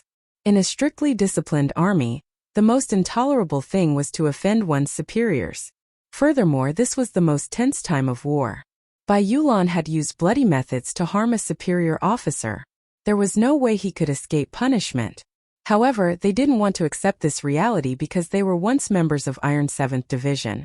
They were once training officers at the training base. Because of some dead guy, they had fought side by side more than once and trusted each other with their lives. Zhou Yu, who was greatly appreciated by Du Shaoqing, and had now become an important staff officer of the Iron 7th Division, stood in the distance and looked at his old friends with cold expressions. He wanted to walk over, but he couldn't lift his leg. Lan Xiaolong, who had been transferred to the headquarters as Commander Yi's staff officer, walked out of the meeting room. He looked at the crowd with a complicated expression. He wanted to walk over, but was coldly blocked by the former medical officer of Iron 7th Division, Ho Xiandong. After boss died, you were transferred away. No one blames you. Everywhere is war, right? But the problem is, you shouldn't have lied to us in the first place. You're an important person to the Ministry of Defense. Why would you mix around with mercenaries like us? Old Feng is dead. 13th floor is dead. Jesse is dead. Last night on Fahale Street, Jesse's blood brother is dead. You should know why Old Bai is so angry. Old Bai only has 2 sons. Okay, none of this matters. But now, even Old Bai is going to die. Now that you're the trusted aide of the Commander-in-Chief, did you say anything for him? The corner of Lan Xiaolong's mouth twitched slightly. In the end, he didn't say anything. He nodded at the crowd and walked towards the battleship in the distance. Bai Yulan, who had oily hair floating in front of her forehead and slender legs, was going to die.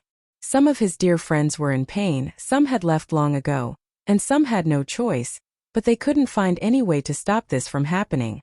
At this moment, He Lei, Gu Shifeng, and Xiong Linquan, who was arrested at the same time. These people were probably thinking about one thing. If boss was still alive, things would definitely be very different.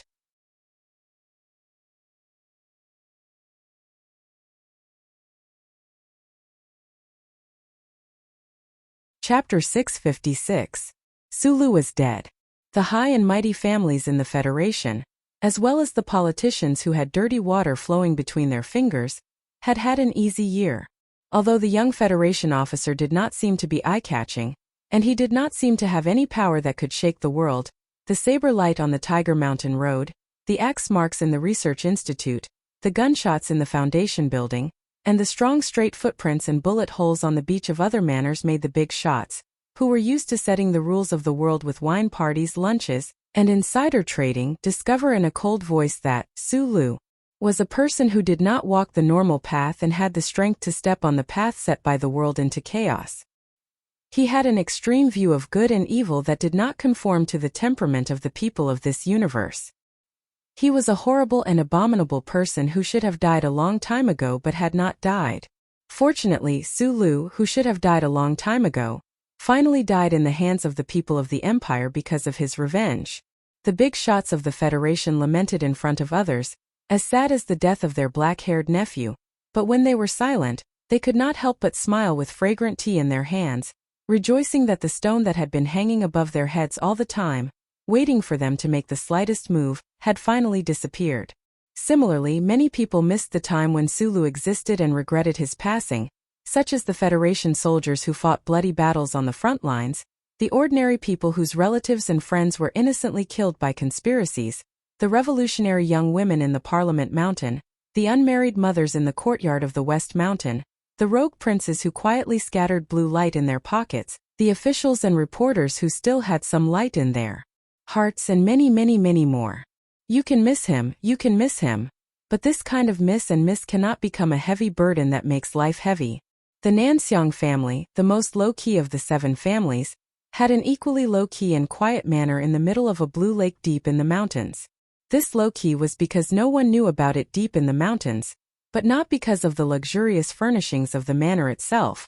Just like the madam who stood quietly by the window of the bedroom on the 2nd floor, wearing expensive clothes, but indifferently stood in front of the window and watched the smoke-like light rain in the manor.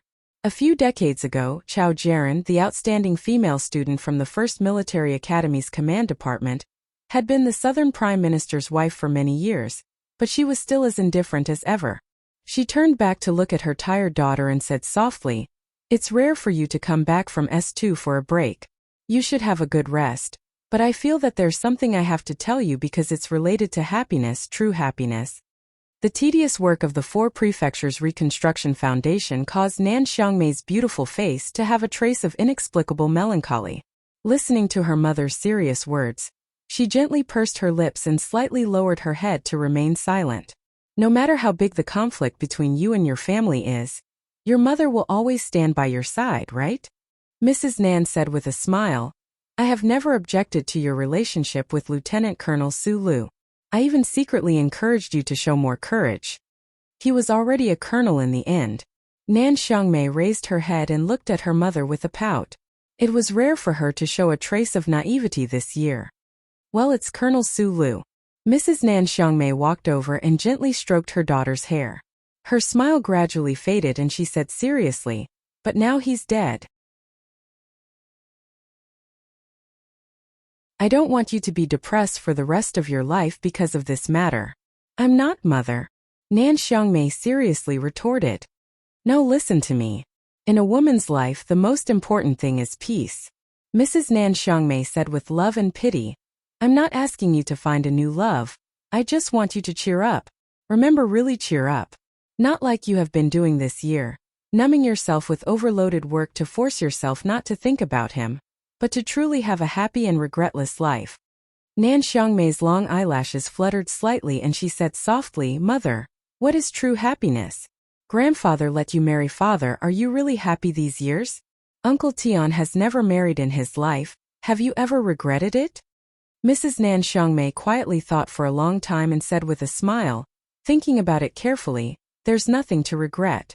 Your Uncle Tian is a very good man, but he won't necessarily be a good husband or a good father."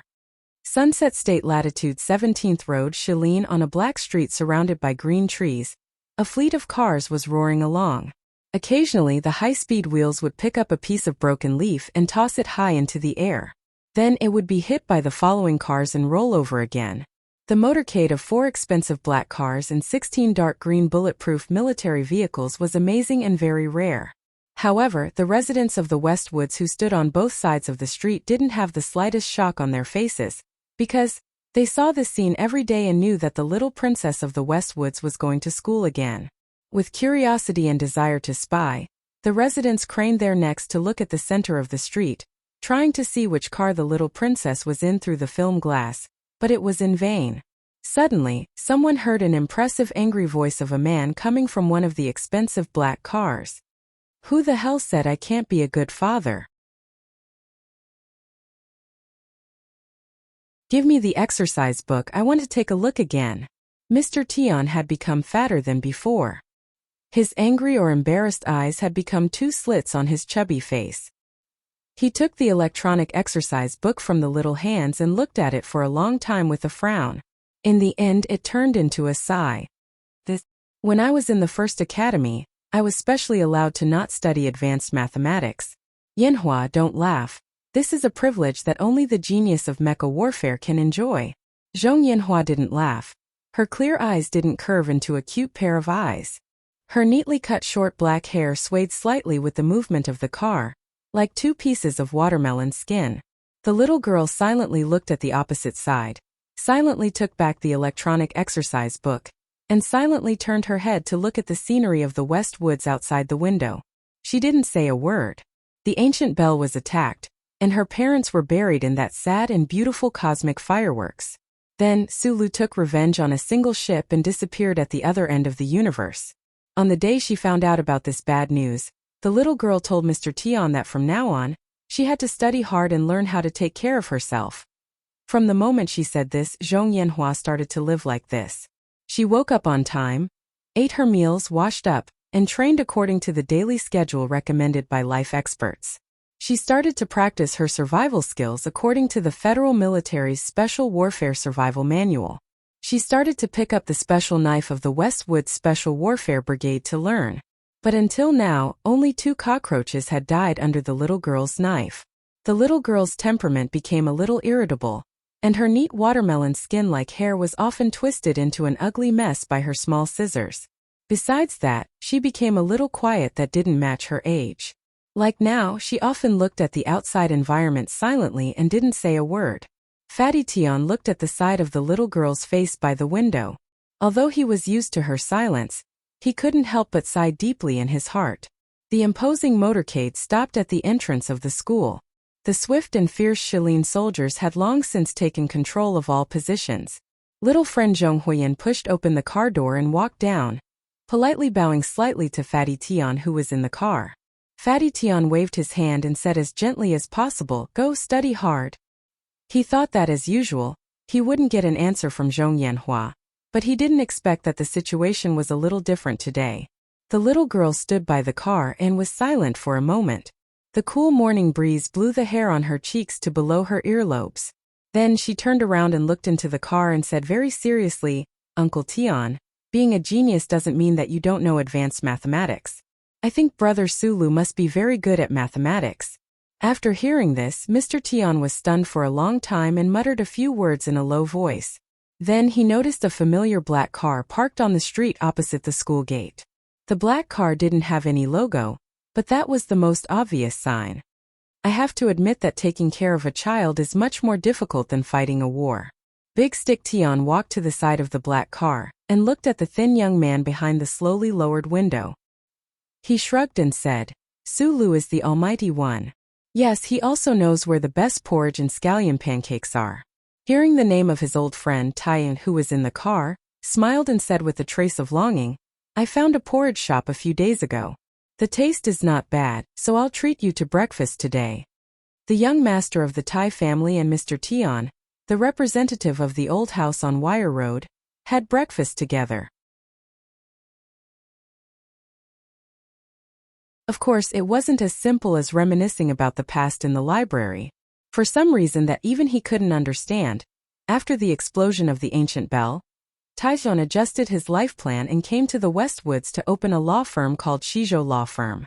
Shizhou Law Firm now hired the son of the Chief Justice of the Federation, He Ying, as its chief legal counsel. They were fighting a family property lawsuit that made the whole Federation suffer. The current situation in the Westwoods was a bit tense. Under the strong suppression of Mr. Tian and Li Feng, the despicable relatives of the Zhong family didn't dare to do anything too outrageous.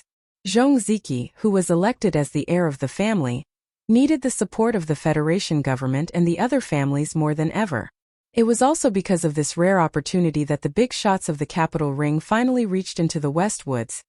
Other than the 3 mechanics around the capital of the Sunset State, the Federation government and the Department of Defense were gradually taking control of the entire Westwoods military region. This situation seemed to be unstoppable. Zhong Ziki and the greedy elders in the family naturally couldn't see the hidden danger behind this trend. However, they were already riding on the dead mad tiger, so how could they stop? The circuit courts have been all over. Unless we go to the Supreme Court, no one dares to make a decision on this case. Taizion gently stirred the vegetable porridge in his bowl and said with a smile, "Of course, even if these courts dare to make a decision, neither side will admit it. In the end, we will still have to go to the Supreme Court." An image of an old man with a face full of wrinkles appeared in Mr. Tian's mind. He thought that only the Chief Justice, who even the God of War couldn't do anything about, had the courage to end the chaos in the West Woods. He frowned and said, "The problem is that the lawyers over there and the despicable Ministry of Justice have been using those legal means to prevent this case from going to the Supreme Court. The most disgusting thing is that bunch of bastards in the management committee. They actually pushed for an amendment on Parliament Hill, saying that in order to save the Federation's legal costs, secondary civil cases like inheritance rights can't go to the Supreme Court. Fuck. When the Federation TV station and the Children's Rights Fund fought that Jian Shuier case in the Supreme Court, those damn senators just watched the show and didn't say anything." Tai Ziyuan raised his head and looked at the angry Fatty Tian. He sighed and said, "There's good news. Yesterday, the Supreme Court ruled that this amendment is unconstitutional. According to the procedure, my law firm will be able to send this case to Justice He-ing in 20 days at most. Mr. Tian laughed, then immediately froze and asked, "Don't tell me it's bad news?" Yes. Taijuan's expression was a little strange, but it wasn't heavy. Instead, it had a slight trace of mockery. "I have a falling out with my family." Stick Tian's expression suddenly became serious. He knew that this bad news was definitely not a simple story of a young master falling out with his family. It represented that after a year of silence, the Madam of Macho's Back Mountain finally decided to show her true attitude.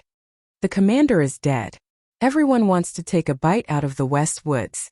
Now it seems that the lady has been silent for a year because of you, but she won't be silent forever." Mr. Tian's smile was a little bleak. He whispered, "What a magnificent and grand robbery." In the asteroid belt behind the gravitational field of the L9 galaxy of the Imperium in the left sky space zone, there was a sailing route that had never appeared on the official star map of the Imperium. Countless audacious smugglers, countless local nobles and officers who stole the wealth of the Imperium to enrich their personal pockets, and countless ruthless and unpredictable pirates were driving their own spaceships in the secret sailing route, playing the dangerous but highly exciting bloody money games. For the Redbeard pirates, they had always held the initiative in this game for more than a decade. More than a dozen high-speed pirate ships with stacked engines were like more than a dozen cruel and hungry sharks, swimming in the shadows of the channel. When they encountered delicious and weak targets, they would reveal their mouths full of sharp white teeth and rush out to rob everything they could. However, today, their pirate ships with powerful engines and amazing speed were the targets of robbery. Why haven't we gotten rid of it yet? A pirate with a red beard looked at the spaceship on the screen that seemed to be made of broken metal. He held his head with both hands and let out a shrill and desperate cry. At this moment, he, who was famous for his cold-blooded and cruel smuggling channel, looked more like a crazy and neurotic philosopher. After searching for the meaning of life without any results, he let out a cry of despair to the sky. The next moment he would cut off his own ears. Because of the war between the Federation and the Empire, the resources of the L9 star system suddenly became scarce, and the price of all kinds of black market goods soared. Because they could not resist this charming temptation, the Red-Beard pirates knew that the Empire's fleet had now tightly sealed the exits of the smuggling channel, but they still quietly entered this channel, preparing to secretly eat up those bold smuggling fleets. Unexpectedly, their pirate ships were not blown to pieces by the Empire's official fleet, but they were targeted by a spaceship full of broken metal components that came out of nowhere. Moreover, it was targeted for half a month. The pirate fleet that rampaged the smuggling channel at high speed was completely unable to get rid of this broken spaceship. As for the air battle, His Majesty the Emperor, in the first 3 minutes, 2/3 of the entire Red-Beard pirate spaceships were smashed into scrap metal floating in space by that broken spaceship.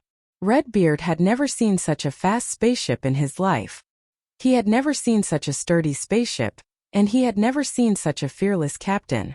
A large hole had clearly appeared in the abdomen of that broken spaceship, revealing the cabin equipment inside. How could the people inside still be alive and dare to ram into his ship without regard for their own lives? Looking at the screen getting closer and clearer, the bow of the spaceship full of broken metal components was like a deformed metal monster. Redbeard's pupils shrank smaller and smaller. Suddenly, his face turned red and he roared, "Full engine forward. Since we can't escape, we'll ram into it." I don't believe that the people in that spaceship are really not afraid of death. At this moment, the pirate leader responsible for technical monitoring beside him said in a trembling voice, "Boss, please don't. I always feel that this ship is a little strange. Do you remember the ship mentioned after the Namutso pirates were annihilated last time?" When Redbeard heard this, he could not help but think of the rumor. The Namutso pirates, whose strength was definitely not below Redbeard's, suddenly disappeared 3 months ago. Later, a pirate who luckily survived in an escape capsule trembled all over and told what had happened to them, but no pirate group believed him. They all felt that the pirate must have been scared out of his wits. Ghost ship. Redbeard stared at the broken metal spaceship that was still suspended tens of thousands of kilometers away on the screen. It was motionless as if there was no life in it. Redbeard's flushed face suddenly turned extremely pale, and he said 3 words in a trembling voice. At this moment, the remote communication system on the pirate ship turned on without anyone touching it. A cold mechanical voice that seemed to have no rhythm and emotional fluctuations suddenly sounded in the hall. The frightened pirates were so frightened by this voice that their legs went soft and they fell to the ground. Good morning, everyone. Hello, everyone. This is the old butler spaceship.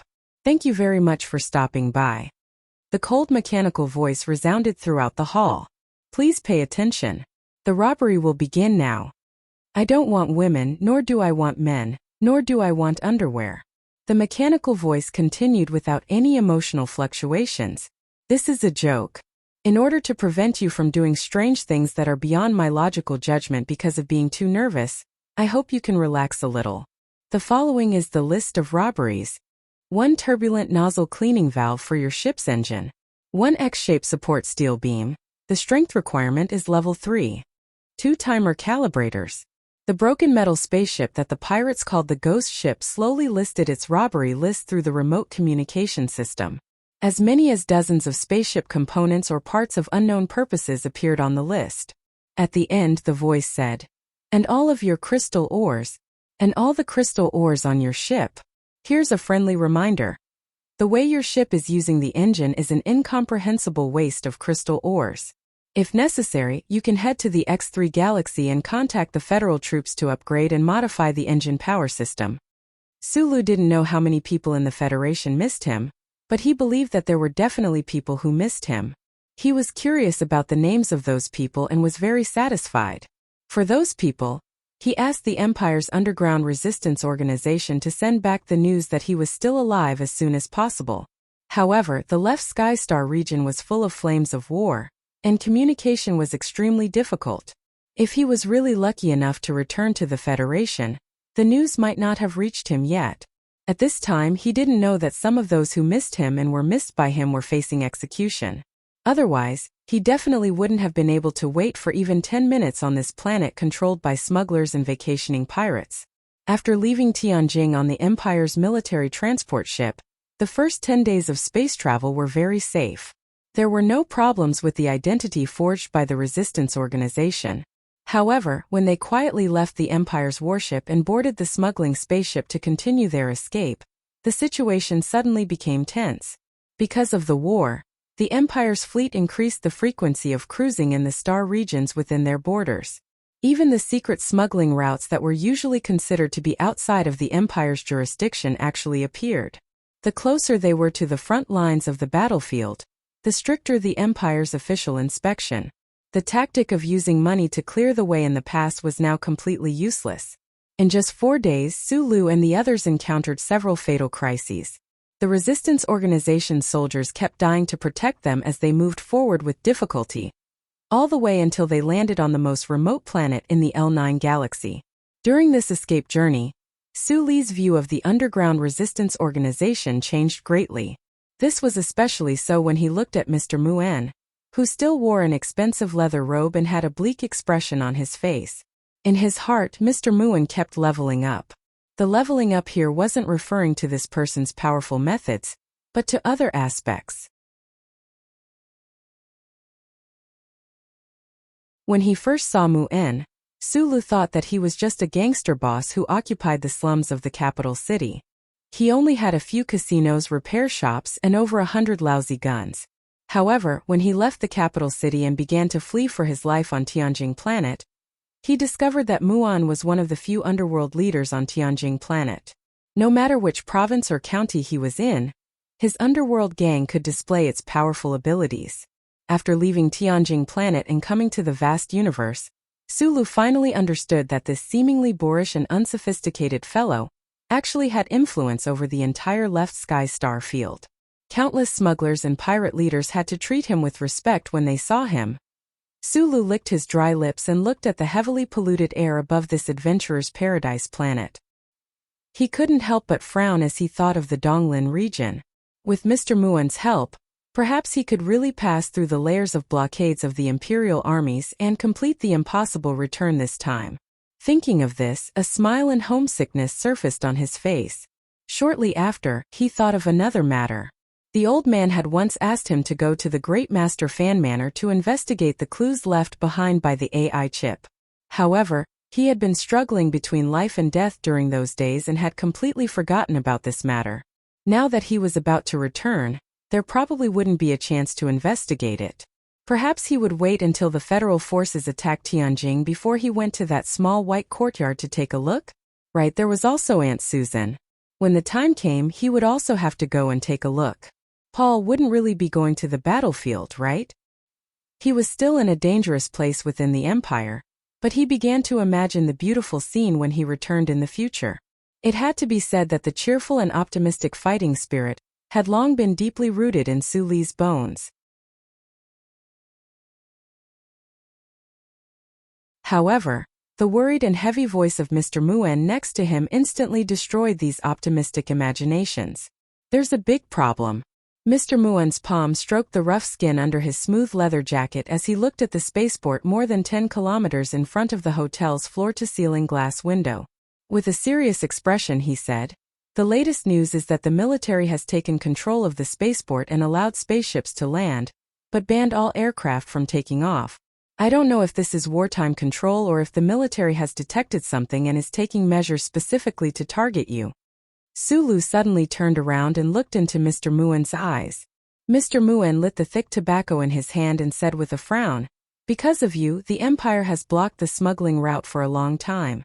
The resistance of the nobles and merchants was too strong, so it gradually loosened later. We have always taken the path of the military. As long as we have enough money we can get through. But this time it really won't work. Now, none of the officers dare to accept money." Muen walked back to the room and took out the workbench. He opened a three-dimensional star map and slid a thin line on the corner of the star map that was magnified 400 times. He whispered, "The most important thing now is this line. Of all the smuggling routes, this is the most secretive one, and the military should not have grasped it. The problem is that the military has directly taken control of the spaceport. The most terrifying thing is that an Empire light fleet came out of nowhere and blocked all the entrances of this smuggling route. It seems that even if the military does not have the specific data of the route, they have a general understanding of the situation. If our ship can enter this route, then turn right in the direction of 23:33:17 from the exit and pass through these three spatial gates, we will be able to reach the periphery of the X3 system." Mr. Muen pointed at the dots of light on the star map with the thick tobacco in his hand and said slowly, "According to the information we received, your army is now preparing to attack X3. The problem is that in this half a month, no other spaceship has the opportunity to sneak in except for the Red-Beard pirates. What is your suggestion?" Sulu asked. "I can't give any suggestions now. We can only wait," Mr. Muen answered directly. Sulu sighed softly and turned to look at the spaceport outside the window. He felt that the road home was so close to him, but why was it so far away? At this moment, his sharp eyes caught sight of a few small black dots at the spaceport. The ships were slowly taking off. The flames from the bottom of the ships distorted the light in the air, flattening the small sun on the horizon. "Didn't we say that no spaceships are allowed to take off?" Sulu asked with narrowed eyes. Muen was also extremely puzzled. His brows were tightly knitted together, and after looking for a moment, his pupils suddenly shrank as he said, "Colonel Sulu, it looks like I can only send you off here." Suli's pupils also shrank nervously at this moment. The two of them noticed at almost the same time that after those few spaceships took off from the spaceport, they didn't fly out of the atmosphere. Instead, they flew straight for the hotel they were in at a terrifying speed. The temporarily set up alarm sounded sharply. Muen dragged out a heavy firearm from under the bed and threw it to Sulu. He ran out of the room and shouted, "We're definitely being watched. Run by yourself." Sulu caught the firearm with a flip of his wrist and slung it over his shoulder. He rushed out of the room and ran along the corridor full of glass windows in a different direction. He shouted, "Who are they?" Throughout the entire process of escaping, Mr. Muen was able to remain calm no matter what kind of danger he encountered.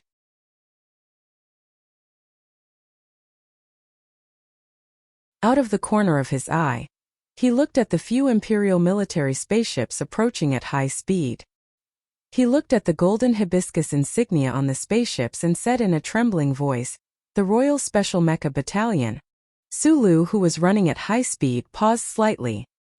He looked out the window at the spaceships that had already flown to the hotel. He looked at the bottom of the spaceships that were slowly cracking open, and at the dozen or so cold steel mechas that sent chills down his spine. He subconsciously tightened his grip on the firearm on his shoulder. He thought with a trace of coldness in his heart, "What can this gun do? Your Highness, we just received news that the Royal Special Mecha Battalion team, hiding on the L9 transit planet, has successfully found the remnants of the resistance organization. They also found the location of that fugitive from the Federation. According to your instructions, the Royal Special Mecha Battalion has already started the killing operation. If there are no accidents, we should have the latest news in about 3 minutes."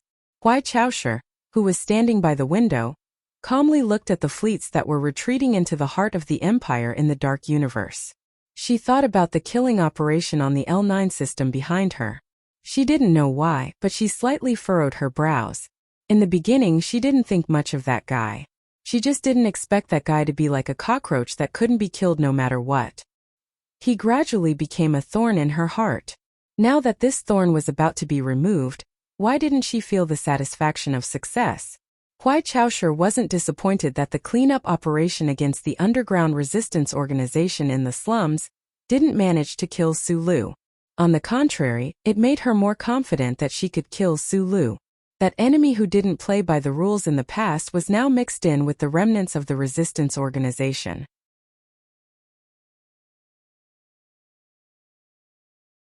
It seemed like he had many helpers, but in reality, he also revealed many tales formed by shadows. As long as they followed the trail of the resistance organization, they would be able to find out where he was. During the space journey leading the second batch of Wolfang mecha squadrons to the front lines, Huai Chaoshi continuously sent instructions to the Royal Intelligence Agency and the relevant military departments. The Royal Intelligence Agency was very clear on the style of the resistance organization. After combining all the information, the Empire set their sights on the L9 system. Huai Chaoshi agreed with this judgment. From planet Tianjing to the edge of the left sky galaxy, there were many paths. However, now that the flames of war were blazing, if they wanted to leave the Empire, there was only one path left. Although they couldn't see each other and were separated by stars, she definitely had to kill Sulu within the Empire's borders. She definitely wouldn't allow him to return to the Federation alive. Thus, she had long made preparations to block this only path of survival into a dead end. Pass down my orders. Transfer the 14 Night Wolf battleships of the Heaven's Eye formation to the designated area and block the exit of that secret space route. Because of some kind of warning, Huai Chaoshi added an order without any warning. Your Highness, because they were used to seal off the space route, too many battleships have already been transferred. The space defense of the X3 system is already very weak. Now, you still want to transfer more battleships over? The officer looked at Her Highness in shock. He didn't understand why Her Highness would make such an unnecessary move when that Federation fugitive was clearly going to die. We were going to give up on the X3 system anyway. Huai Chaoshi looked at the grand and majestic cosmic retreat in front of the battleships that carried a trace of sorrow and magnificence. She took a deep breath, narrowed her eyes and said, "Even if that guy can fight for a sliver of a chance of survival in the impossible, I will still destroy him." The hotel's large and luxurious glass wall was instantly reduced to a pile of wreckage by the terrifying gunfire of the dozen or so cold mecha that were about 6 meters tall. Countless cries of pain and sporadic gunshots rang out in the corridor. Immediately after that, the dozen or so Wolfang mecha rushed out at high speed, chasing after that figure in the morning light. The leaves on the street fell from the mecha's high-speed advance. Who knew how many houses were reduced to ruins under the heavy mechanical feet of countless people, and who knew how many people died because of this? The fleeing figure seemed so lonely, yet so resolute and ruthless. It was as if there was an engine installed on his legs. With a speed that was beyond human imagination, he climbed over the wall in front of him, stepped over the ancient trees in front of him, and turned into a shining shadow under the morning light, all the way forward. However, the speed of a human was ultimately no match for the speed and agility of the Wolfang mecha. It didn't take long before the dozen or so mecha from the Empire's Royal Special Mecha Battalion coldly caught up to him and forced him into a park hidden in a dense forest by the side of the road. Whoosh whoosh whoosh whoosh. Fallen leaves danced in the air as gray shadows flashed past. A series of powerful mecha-specific shrapnel swept the thick ancient trees in the park in half. Sulu was extremely lucky to have avoided the death reaping of these terrifying shrapnel.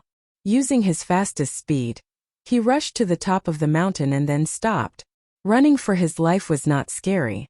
He seemed to have spent his entire life on the run. What was scary was that right now, he had no idea where to run to. Death was also not scary.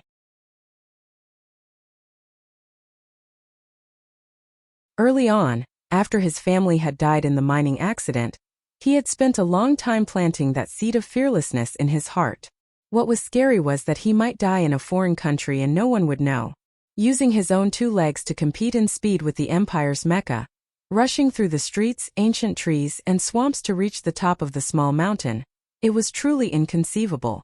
However, the seemingly endless strength in his body had also been depleted by this terrifying sprint.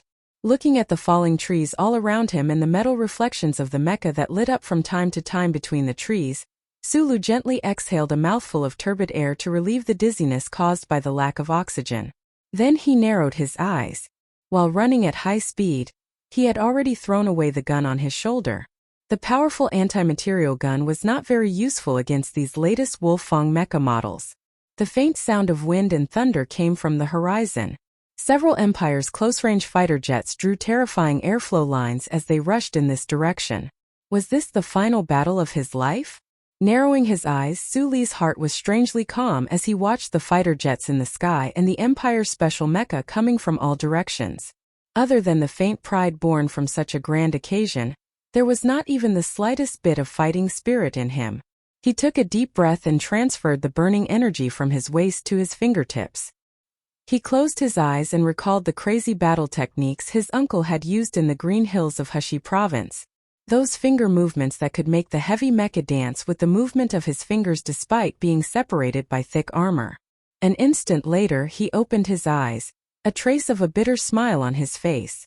Facing more than a dozen mecha and the fighter jets in the sky with his bare hands, as well as the densely packed Empire's troops further away, who could escape?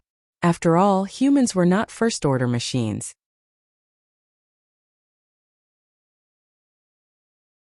After all, he was not Uncle Fengyu. In this most dangerous moment, he also did not see Uncle Fengyu. The Wolfang mechs all around stopped their heavy footsteps, the cold gun barrels on their mechanical arms aimed at the small hill. The missiles under the wings of the Empire's fighter jets that were closing in at high speed in the sky left their jets and flew freely with the aura of death. At this moment, Suli's eyes fell on the dusky sky above his head that was very similar to Donglin hometown. Across this sky, not far away was the Federation's troops. Unfortunately, he could no longer go back. At this moment, the extraordinarily strange and colorful dust clouds, due to pollution, suddenly tumbled. A hole formed by high-speed air turbulence quickly formed. The dim light of the distant star became countless times brighter, shrouding the entire area around the mountain in gold. A strange dark-colored spaceship covered in tattered metal parts rushed out of the hole at a shocking speed like a metal monster from another time and space in this golden color. It slammed into the Empire's fighter jet that was firing missiles high up in the sky. The missiles first landed on the strange spaceship's body, bursting into a large ball of beautiful flames. Then this seemingly burning spaceship smashed the Empire's fighter jet into pieces like rain in the sky.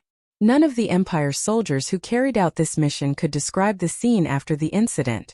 No one could describe the flight path of that spaceship because according to the strict laws of physics, no one in this universe could withstand the high-speed turns of that strange spaceship. It was like a ghost turning at high speed.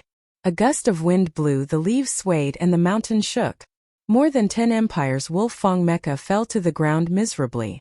That strange, tattered spaceship roared and soared into the sky again, drawing a strange arc in the sky, avoiding the surface-to-air missiles of the Empire's ground base.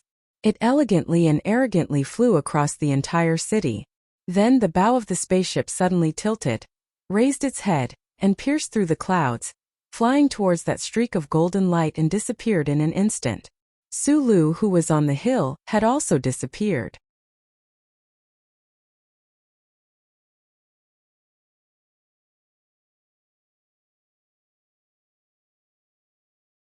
Chapter 657. All around them were metal components welded to the alloy walls and ground. There was no one in the spaceship and there was no sound. Only the violent vibration and the shrill sound of the wind from the gaps of the broken metal could be felt.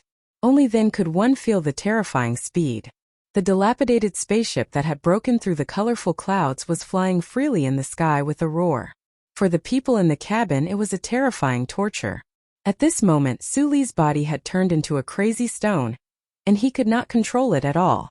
He kept rolling up and down in the cabin, colliding with the hard and cold interior walls of the spaceship with many sharp corners, making dull crashing sounds. After an unknown amount of time, the broken spaceship finally returned to its normal cruising position. Sulu, whose face was covered in blood and his body was covered in green, finally had a chance to catch his breath. His right hand tightly grasped a metal object that looked like an engine rack that he could not recognize and scanned the interior of the spaceship as quickly as possible. Blood dripped from his forehead and passed through his eyes, causing a certain degree of obstruction to his vision. The broken metal components welded to the interior of this strange spaceship made it even harder for people to see the original appearance of the spaceship, but Sulu only took less than a second to recognize the origin of this spaceship. This was because more than a year ago, he had taken this tri-wing spaceship of the Bureau of Proclamation to heroically, or rather stupidly, break through the space channel. He had a deep impression of this spaceship that carried his determination for revenge. Even though its appearance had changed a lot, the aura inside was still there. A moment ago, he was waiting for death on the hill, and the next moment, he appeared on the tri-winged warship of the Federal Charter Bureau. This kind of abrupt change in circumstances made him, who had extremely strong nerves, stunned for a moment. Then, a silly and joyful smile appeared on his bloody face. The interstellar smugglers and pirates of the Empire could not understand this ghost ship, and neither could the Bureau of Proclamation of the Federation. Only Sulu, who had been flirting with that great existence for many years, knew the reason. Since this tri-wing spaceship did not become a piece of trash in space but appeared in front of him, then the old thing must be on the spaceship too. Escaping from death and returning home, the great joy made the silly smile on Suli's face develop into a crazy direction. However, at this moment, the whistling sound of air tearing outside the spaceship that was penetrating the atmosphere at super high speed suddenly disappeared, and an absolute silence that made people instinctively panic shrouded the interior of the spaceship.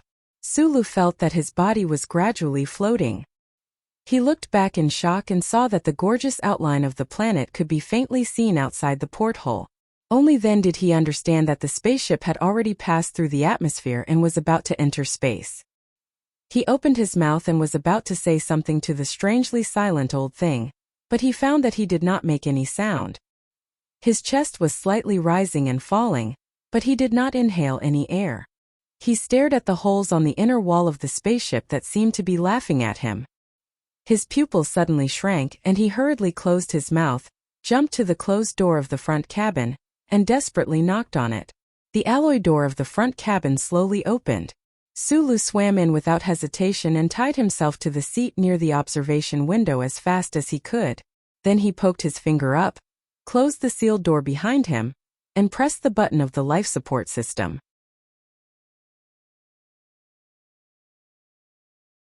But what made him feel crazy and desperate was that the oxygen content in the front cabin was still decreasing bit by bit.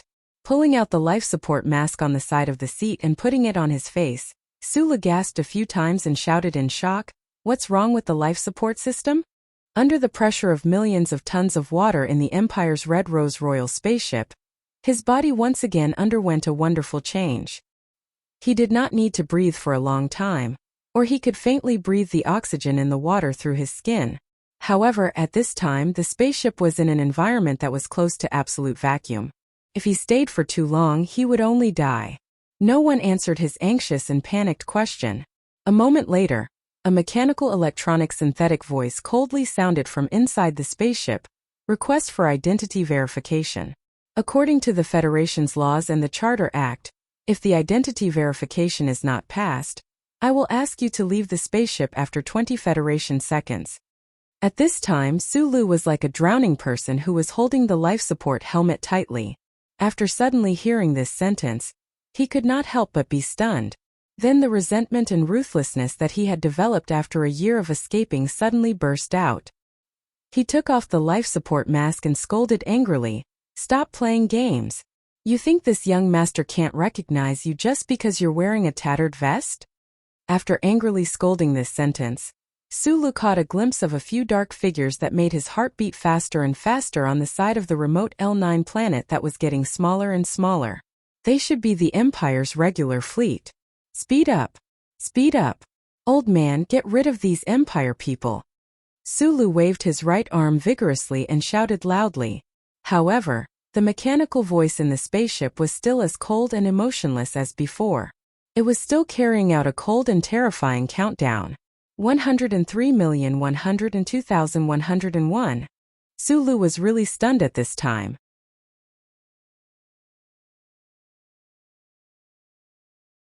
He held the bottom of the life support mask and looked at the equipment around the front cabin with a trace of confusion. It seemed that he wanted to find where the old man was hiding. His body gradually became cold. "I'm Sulu 9594. I'm the 72nd anomaly? 88, 87, DDDDD. I'm your father." Sulu's body was slightly cold as he pointed a middle finger at the light screen in front of him. Leave the spaceship? Fly freely in space? Of course that would be death. What the hell is identity verification? This mechanical synthesized voice seemed to have not been heard for a long time. Could it be that the old man was wandering alone in the universe, and his newly born IQ and EQ were miserably reduced to zero? Suddenly he thought of something and frowned. A moment later, he took off his coat and covered his head. Then he took a deep breath in front of the oxygen mask, and resolutely put the bracelet on his wrist on the back of his neck. At this moment, Sulu felt like the guy in the Federation fable, who covered his ears to steal the crystal chandelier. He didn't want the old man to discover his secret, but in this situation what could he do? He could only hope that the thin coat could cover the glory of the charter. The intense pain on the back of his neck that he had only experienced twice but would definitely be unforgettable for the rest of his life once again occupied his whole body. Sulu painfully fell to the side of the chair with his clothes covered. His body trembled non-stop, but he forced himself not to fall unconscious with his strong mental strength. 34-33. The mechanical synthesized voice inside the spaceship was still coldly counting down to death. As long as it or he or she wanted to, there were countless ways to make the painfully struggling man in the chair die. At this moment, a beautiful blue line suddenly flashed on the thick dust-covered light screen on the command console, making a soft beep. 28. The cold, mechanical, electronically synthesized voice suddenly twisted and changed pitch. The tone suddenly jumped up in the next moment, bringing with it a touch of extreme vicissitudes and rich emotion that made people cry, resounding in this spaceship that was as silent as a ghost in space. "Oh, my God! Colonel Sulu, you son of a bitch are still alive." His palm carelessly wiped away the accumulated dust on the light screen. Sulu coughed hard twice. Looking at the few Imperial battleships on the monitor, he finally relaxed. He shook his head with lingering fear. Suddenly he thought of something. He slammed the light screen and said angrily, "What identity verification? You came to L9 to save me, don't tell me you don't know who I am?"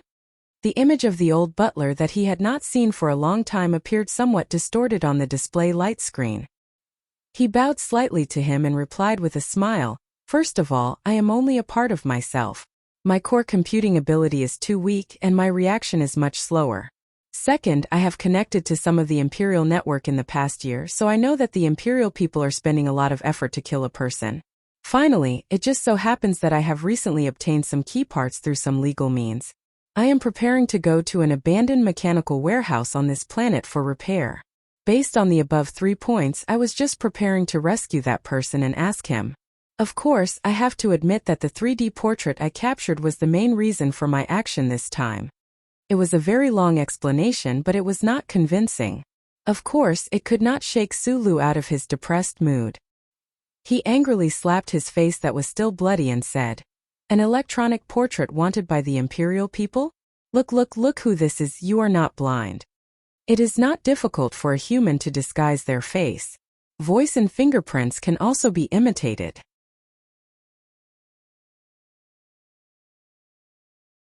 Only the charter chip is the only reliable identity imprint.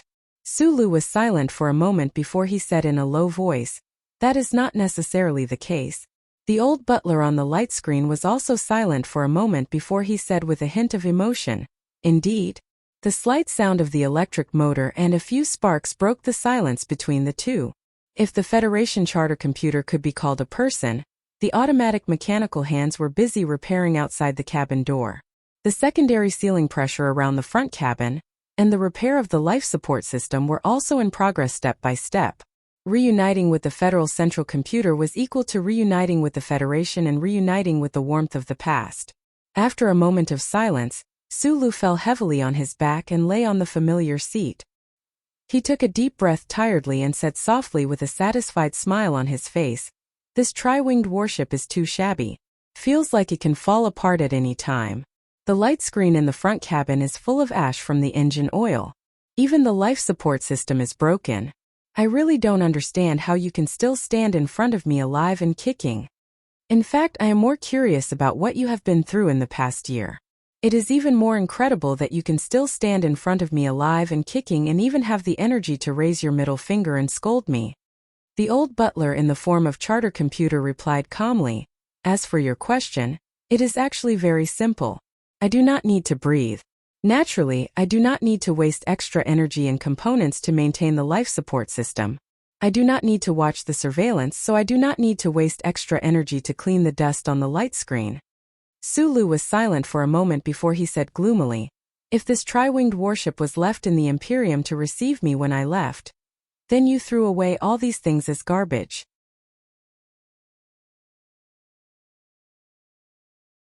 Did it not occur to you that I did not have your abilities and that I would become a dry corpse on the spaceship?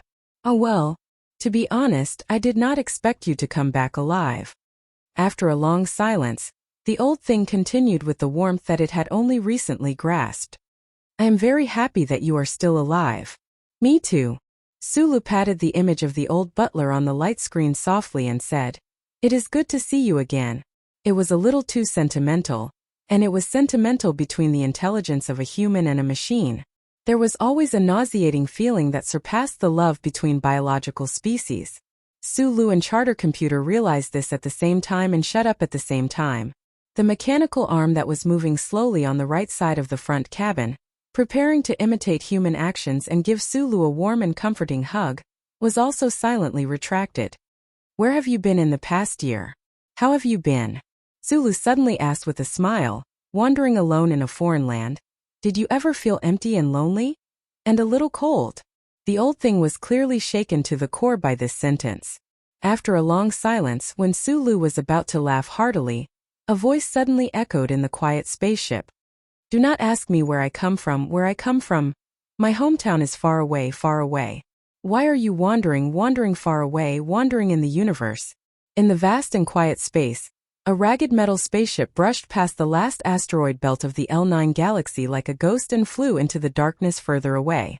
On this spaceship, there was a young man of the Federation who was facing the stars and covering his ears tightly. There was also a deep and magnetic male voice that was reciting ancient poems non-stop.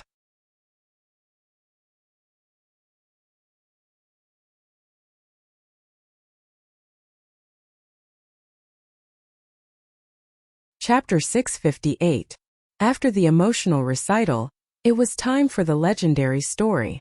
From the stories of drifting robberies, Sulu finally knew what this Bureau of Proclamation tri-wing spaceship had been through in the past year and turned into a pile of junk. At the end of the plan to assassinate Countess Katone, the MXT was shot in half by Peach Miasma. Sulu watched the tri-wing spaceship fly away in front of his eyes, and unfortunately failed to get a return ticket. Then, the Imperium's flagship started to explode one layer after another. Sulu was heavily wounded and captured by Hui Chaosher and transferred to another warship. The tri-wing spaceship controlled by the old thing could not do anything when surrounded by the Imperium's fleet, Especially when the Imperium's fleet started to chase after the tri-wing spaceship of the Bureau of Proclamation, it was forced to leave. The tri-wing spaceship left, but it did not leave. For some reason, the old thing did not let the tri-wing spaceship return to the Federation. Instead, it silently stayed in the Imperium and waited for Su Li's return. It had been more than a year. If Su Li was really dead and could never come back, would it continue to wait? In short, from that day on, this tri-wing spaceship without any crew members became a ghost in the southwest space zone of the Imperium. With its high speed and powerful navigation calculation ability, it wandered from one end of the southwest space zone to the other under the cover of countless dead stars. When its energy ran out, it started to rob. When the spaceship's mechanical failure could not be repaired, it started to rob. When the spaceship needed to be thickened to increase its collision force, it started to rob. The Imperium's fleet could not find the tri-wing spaceship that was deliberately hiding, and those smugglers and pirates could only sadly become the victims with only one pair of underwear left in front of the old thing's flawless plan and its high speed. The tri-wing spaceship's silent and determined wait in a foreign land was made up of endless loneliness and repetitive robberies.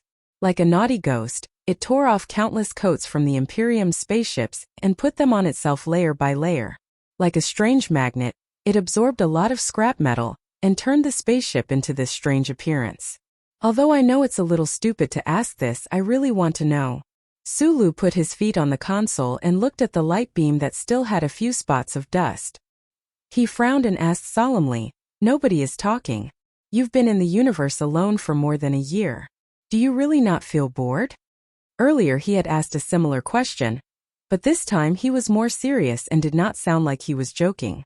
The charter computer seemed to have gradually gained some kind of human-like intelligence and emotions. This was something Sulu could not understand, but it was something he was concerned about.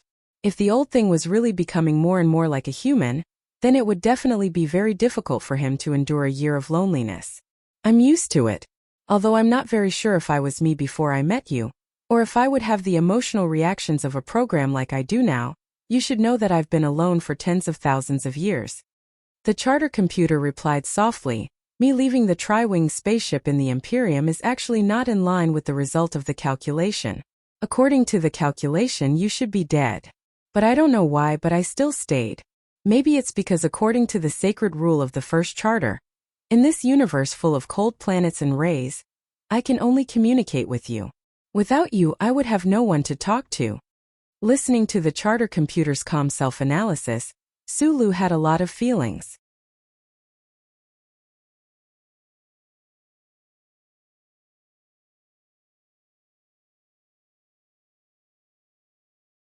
The last seat of the Imperium should be dead, but for some reason I feel like something is wrong. "What do you need me to do?" the old man asked. "Calculate this information from the Imperium. How did Keaton's fleet avoid your surveillance after passing through the Night Scorpion Nebula? I know the universe is too big, and there must be some omissions, but that damn fleet is too precise. It's like walking on a tightrope in the dark, but not a single step is off. It might be the information given by the seed of the Imperium. I'm more worried about the Bureau of Proclamation," Sulu said with a touch of seriousness. "After we go back, help me investigate." We do need to go back. Although this tri-wing spaceship is equipped with the most advanced computing platform, its computing power is still seriously lacking, especially when compared to my home under the Bureau of Proclamation. The fact that I can maintain my current state is beyond the scope of my own calculations. I also feel that it's very strange. If the you on the spaceship is you, then who is the glory of the charter in the Federation? If it's also you, then there are two of you in this universe? This is a very troublesome philosophical question.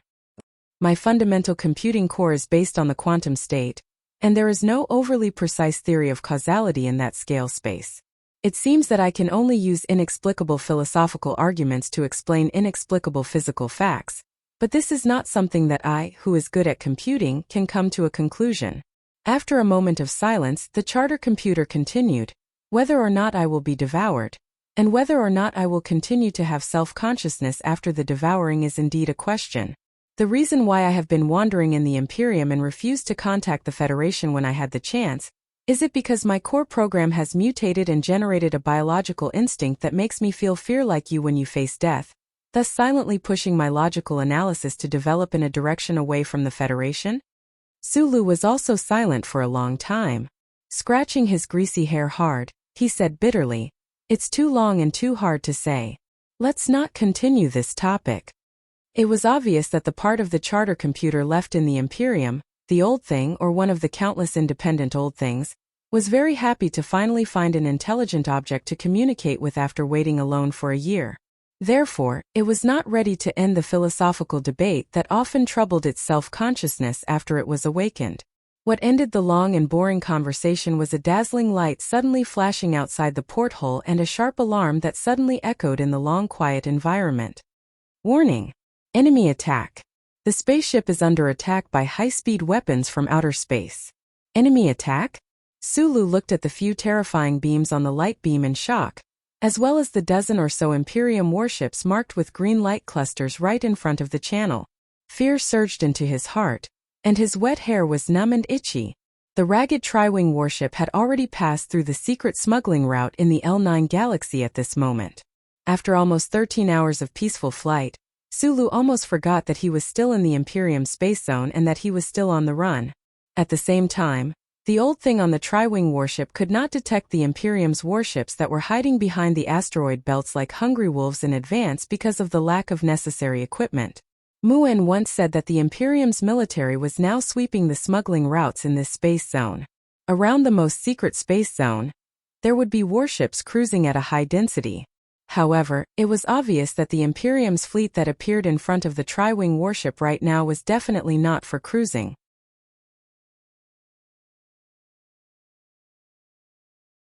Staring at the dense green light spots that kept appearing on the light beam, Suli's scalp was numb.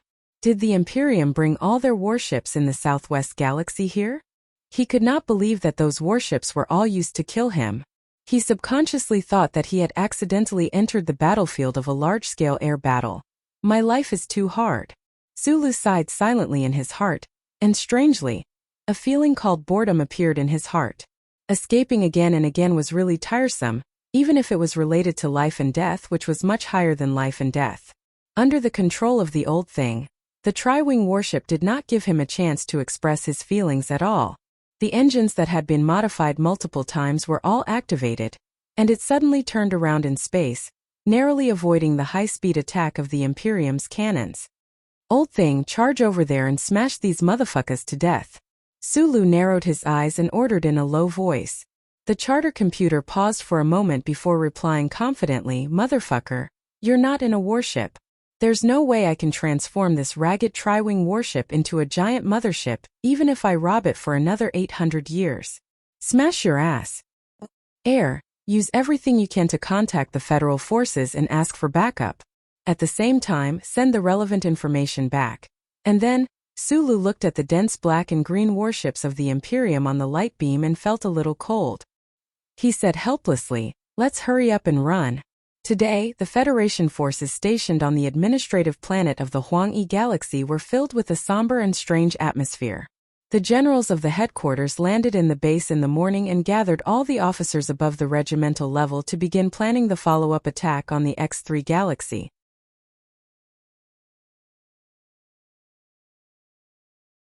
In the Federal Military Strategic Plan, the X3 galaxy, which was rich in crystal mineral resources, but had never been fully developed due to the limited technological capabilities of the Imperium, was the most important part of the Imperium's invasion strategy.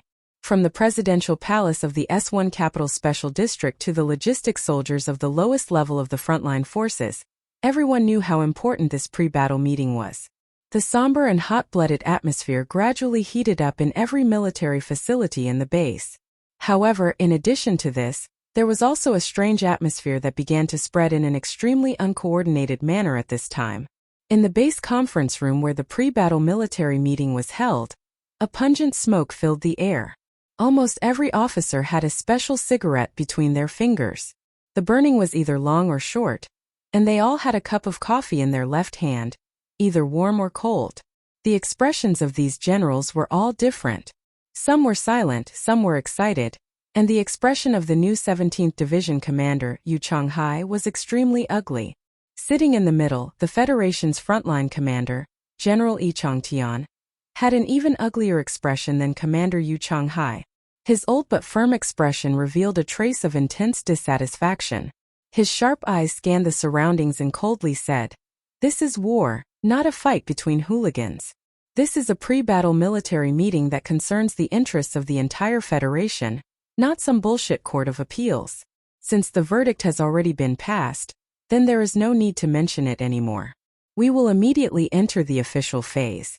In the face of such an important battle, the battle conference had to be brought forward because of a small matter that happened in the camp. The general's expression was naturally very ugly. Of course, even he knew that once any matter involved the Iron 7th Division and the new 17th Division, involved Du Shaoqing and that colonel who had already died, as well as those old grudges that were indifferently paid attention to in the dust of history, no matter how small the matter was, it would become a big matter. That was why he allowed Commander Yu Changhai to make a brief speech on this matter. However, he would not allow this matter to affect the preparation of the frontline troops in any way. Execute the execution immediately.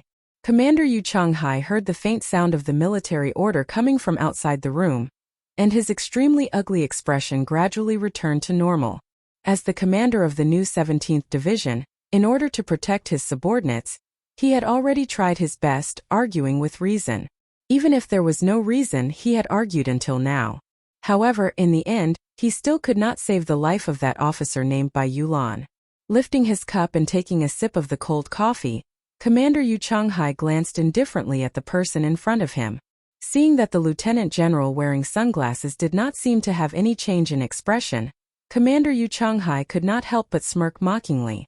Then, he immediately focused his attention, and with the composure that an outstanding Federation general should have, he turned his attention to the giant three-dimensional star map in the middle of the meeting room. The Attack X3 military plan, which had been deduced by the General Staff Headquarters and verified by the Federation Central Computer 3 times, was so detailed that it included the combat objective and direction of advance of each mecha team.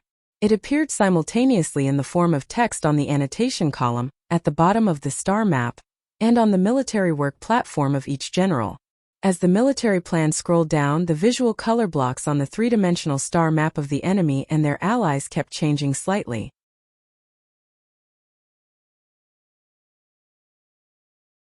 Commander Yu Changhai held his coffee cup, his brows furrowed as he carefully watched the progress of the military simulation. He was analyzing the 25% mobility adjustment that his troops would have to undertake and how to deal with it.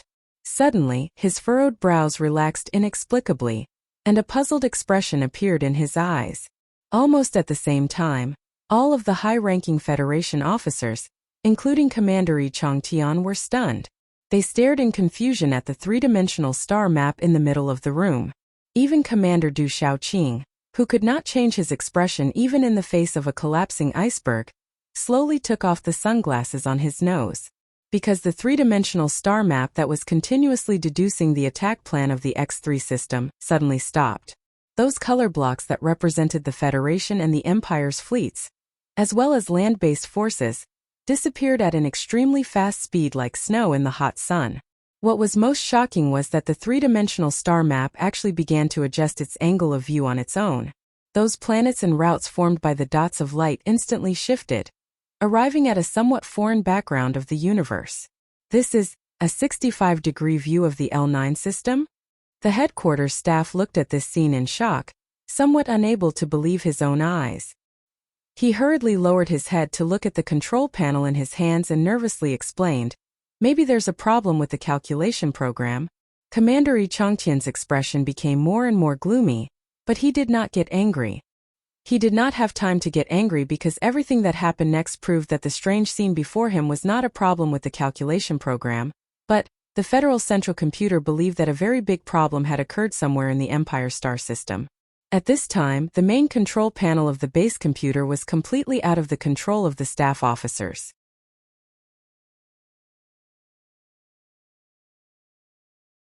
It completely gave up on the simulation of the X3 system's military plan and mobilized all of the calculation units. The dots of light on the matrix storage rack flickered rapidly. At the same time, a cold mechanical synthesized voice rang out from the conference room deep inside the base. The flagship outside the atmosphere, And even further away, the federal fleet stationed at the periphery of Planet Yellow disaster. According to the authorization of the first charter, the orders are as follows. 1. The X-3 system's military plan will be suspended indefinitely. The fleet stationed at the periphery of Planet Yellow disaster will be suspended from all missions.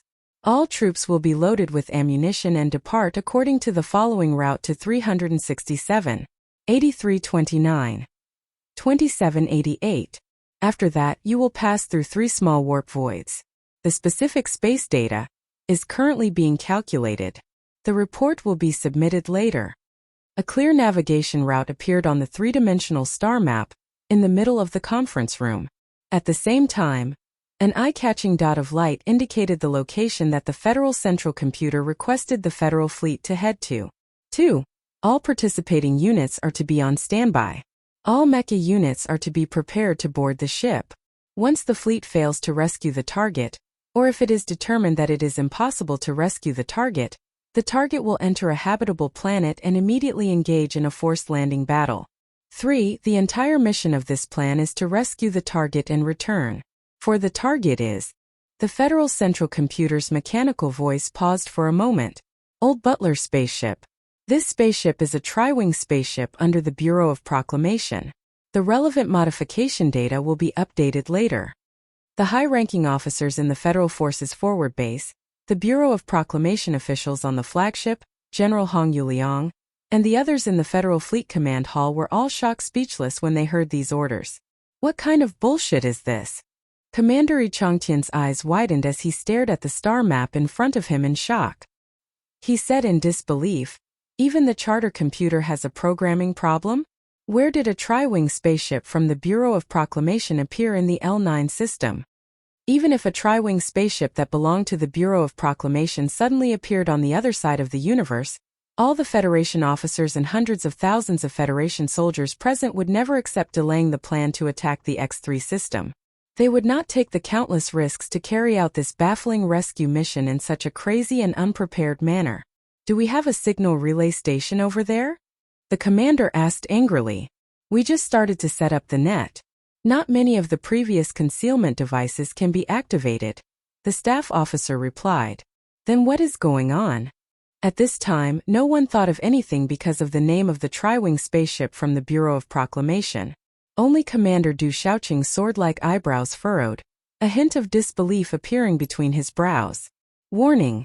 This is a first-sequence incident. The Federal Central Computer completely ignored the shock, confusion and anger of these high-ranking officers. Calmly, yet with an irresistible tone, it stated a fact that made everyone even more shocked and confused. Warning again. This is a first-sequence incident. The Federal forces that had penetrated deep into the Empire's star region were all iron-blooded soldiers who had experienced hundreds of battles. These officers who stood in shock within the conference room had faced who knew how many dangerous situations in their lives on the battlefield, but they were all stunned by the words first-sequence incident. Not many people knew that the Federal Central Computer had killed that Eastwood mechanic.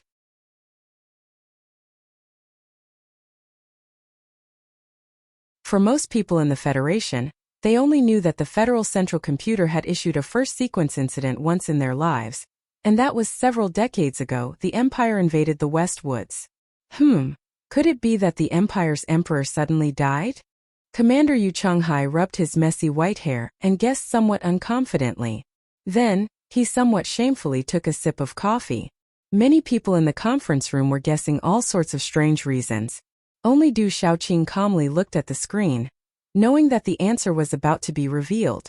The 3-dimensional star map blurred and dispersed, and an even more blurred image appeared. From the perspective, it should have been taken from the inside of a spaceship. The high-ranking officers of the Federation stared at the screen and found that the interior of the spaceship was extremely shabby. Then they saw a face on the screen, a face that was still smiling so brightly and happily even though they had not seen each other for a long time. Seeing this face, Teacher Yu Changhai spat out the mouthful of coffee that he had just drunk. The logistics department director was so shocked that he loosened his grip and the coffee cup fell to the ground. Then a series of noises could be heard. Some people spat out coffee, some spilled coffee, and some dropped coffee cups. Because of the return of a certain person, The scene of the Federation's pre-war military conference turned into a sea of coffee. At this time, the internal affairs officer who had gone to carry out the military order returned to the conference room with an anxious expression. He was about to report the unexpected incident, but he found that the officers in the conference room had all turned into crimson statues. Only Du Shaoqing remained calm, but if one looked closely, they would be able to see a hint of a smile and some indescribable feelings flashing in his eyes.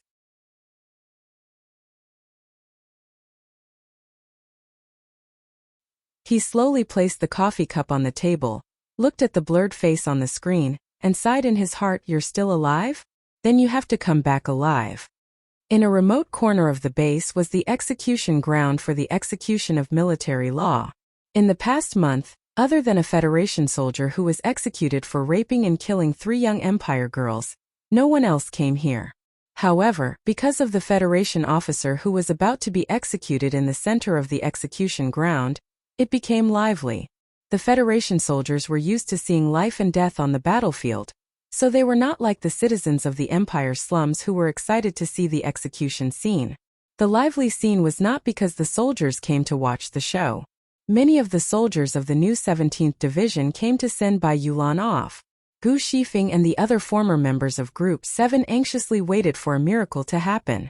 However, the sad thing was that Commander Yu's efforts did not yield any results, so naturally, there were no miracles. An officer from the Internal Affairs Department hurried over and passed through the crowd of gendarmes to read the verdict of the court-martial to Bai Yulan, who was in the middle of the execution ground. Bai Yulan nodded with some difficulty and then said a few words.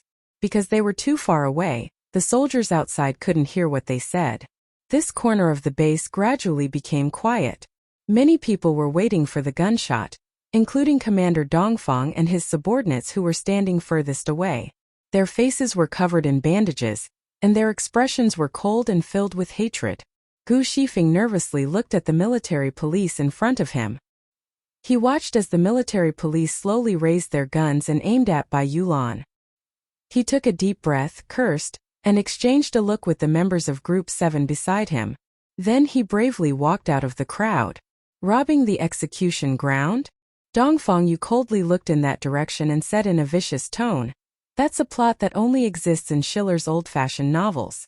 I really hope these bastards of Group 7 can be a little more impulsive. When the time comes, more than one will be executed." At this incomparably tense moment, a jeep sped over from the depths of the base. In the jeep, the regiment commander of the new 17th Division, He Lei, was waving his arms and shouting something loudly.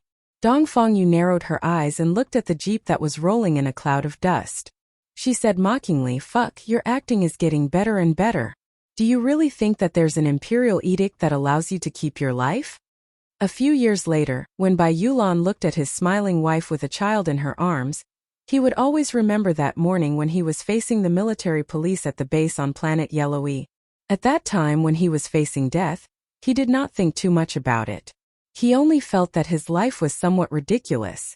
He did not know when it started, but he had changed from a professional soldier who believed in money to a newly married young man who did not care about violating military rules and injuring people. Yes, it was all the little boss's fault. Then he suddenly heard cheers coming from all around the execution ground. The cheers were brought closer by a foreign wind, and they grew louder and louder until they reached his ears like a sudden clap of thunder. He raised his head with a frown and looked at the crowd with some resentment. He thought to himself, "Do you have to be so happy about my death?" Then he realized that something was wrong. For some reason, the military police who were carrying out the execution put down the guns in their hands and cheered excitedly. What exactly happened? Federal Forces Forward Base Flagship Federal Fleet. All the soldiers who heard the news were cheering.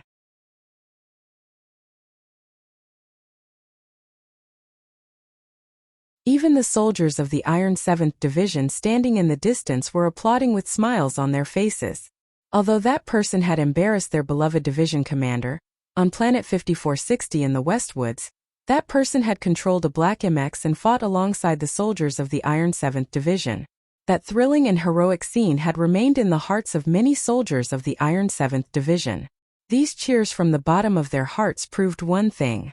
Whether or not he was deliberately created as a war hero by the Federation government, that person had long become a role model in the hearts of the Federation soldiers through the things he had done. A rock did not need to speak. As long as it rolled over with great difficulty, it would naturally be able to press its way out. Commander Dongfang Yu slowly walked down the small slope with an ashen face. When the cheers gradually died down, he walked in front of the Internal Affairs officer and asked in a deep voice, "Why can't the execution be carried out? This is the verdict of the military court. Do you think it should be stopped because of some cheers?" The Internal Affairs officer looked at him with great difficulty and tried to persuade him, "Commander Dongfang, no one dares to overturn the verdict of the military court, but it's really not the right time to execute Bai Yulan. At the very least, it should be delayed for a while, right?" Just as Dongfang Yu was about to speak angrily, Gu Shifeng walked over and gently rubbed her round fingers. She smiled and said, "If old Bai dies today, I'm sure you know very well what will happen when the boss comes back." At this moment, the new and old members of Team 7 all rushed over and looked at him with mocking and disdainful gazes. Gu Shifeng's smile suddenly disappeared. She lowered her voice and said seriously, "Even if it's to protect your own little life, you better pray that old Bai is still alive before the boss comes back."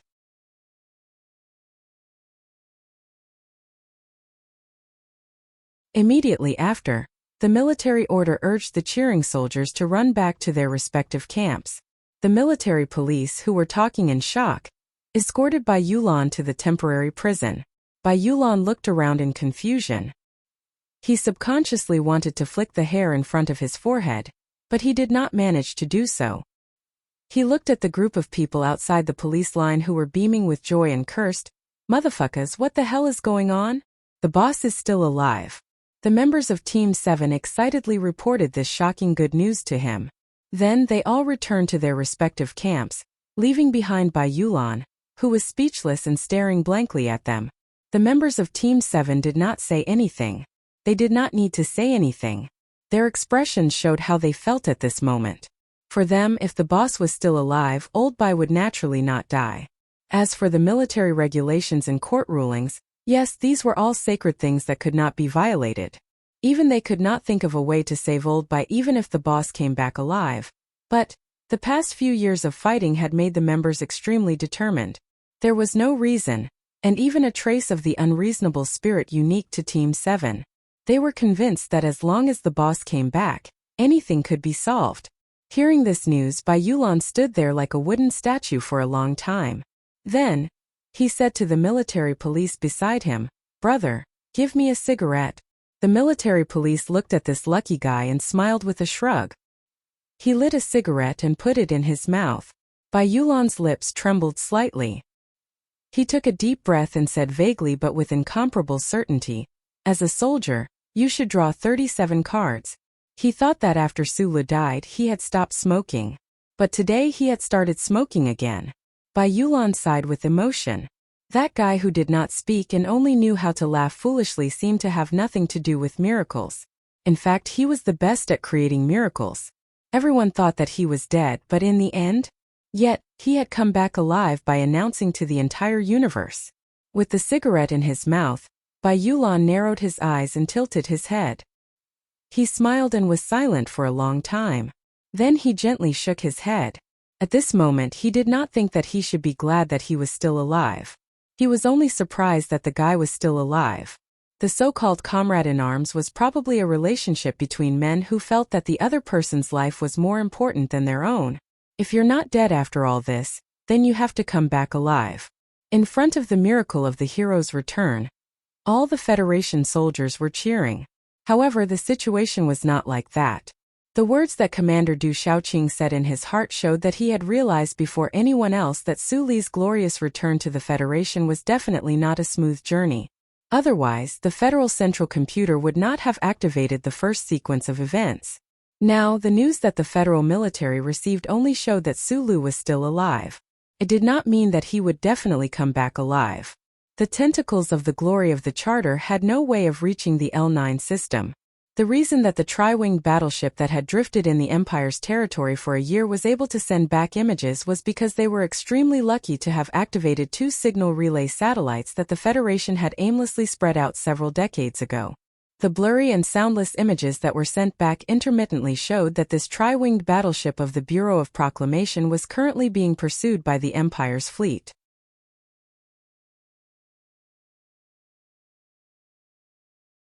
Although the federal military did not know that the extremely important Princess of the Empire had sent out 2/3 of the battleships that the Empire's fleet used to cover the retreat of the Southwest system to encircle and annihilate them, the surveillance images that were occasionally sent back showed the densely packed silhouettes of the Empire's battleships. This made the generals in the base conference room know that the situation was very bad. Under the urging of the Federal Central Computer's first sequence of events, the fleet that had been preparing to attack the X-3 system at the outermost edge of the Huangyi system had already set off. However, after calculating the distance between the two sides, especially with the incomplete data of the 3 warp holes, almost no one in the conference room believed that the extremely tattered tri-winged battleship would still be there when the Federal fleet arrived. After the cheers, there was endless silence. About a few minutes later than the front line, the sharp first sequence alarm also sounded in the Bureau of Proclamation building. In the office, old Director Tai and Assistant Shui Zhedong were both stunned when they saw the data feedback. The latter even thought of a very thorny problem. Immediately after, the news was sent to the President's official residence. After President Pabre was slightly stunned, he immediately stopped the joint staff meeting and rushed to the command hall with General Myers and other cabinet members as quickly as possible.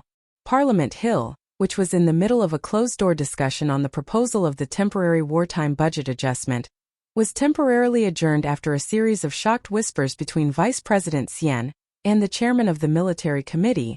You're tuning in to the Li Mei's Wuxia Whispers YouTube channel.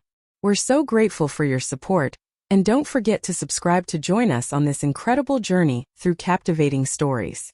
Your generosity through donations truly makes a world of difference, as it's the primary source of revenue that allows me to expand and enhance this channel for you.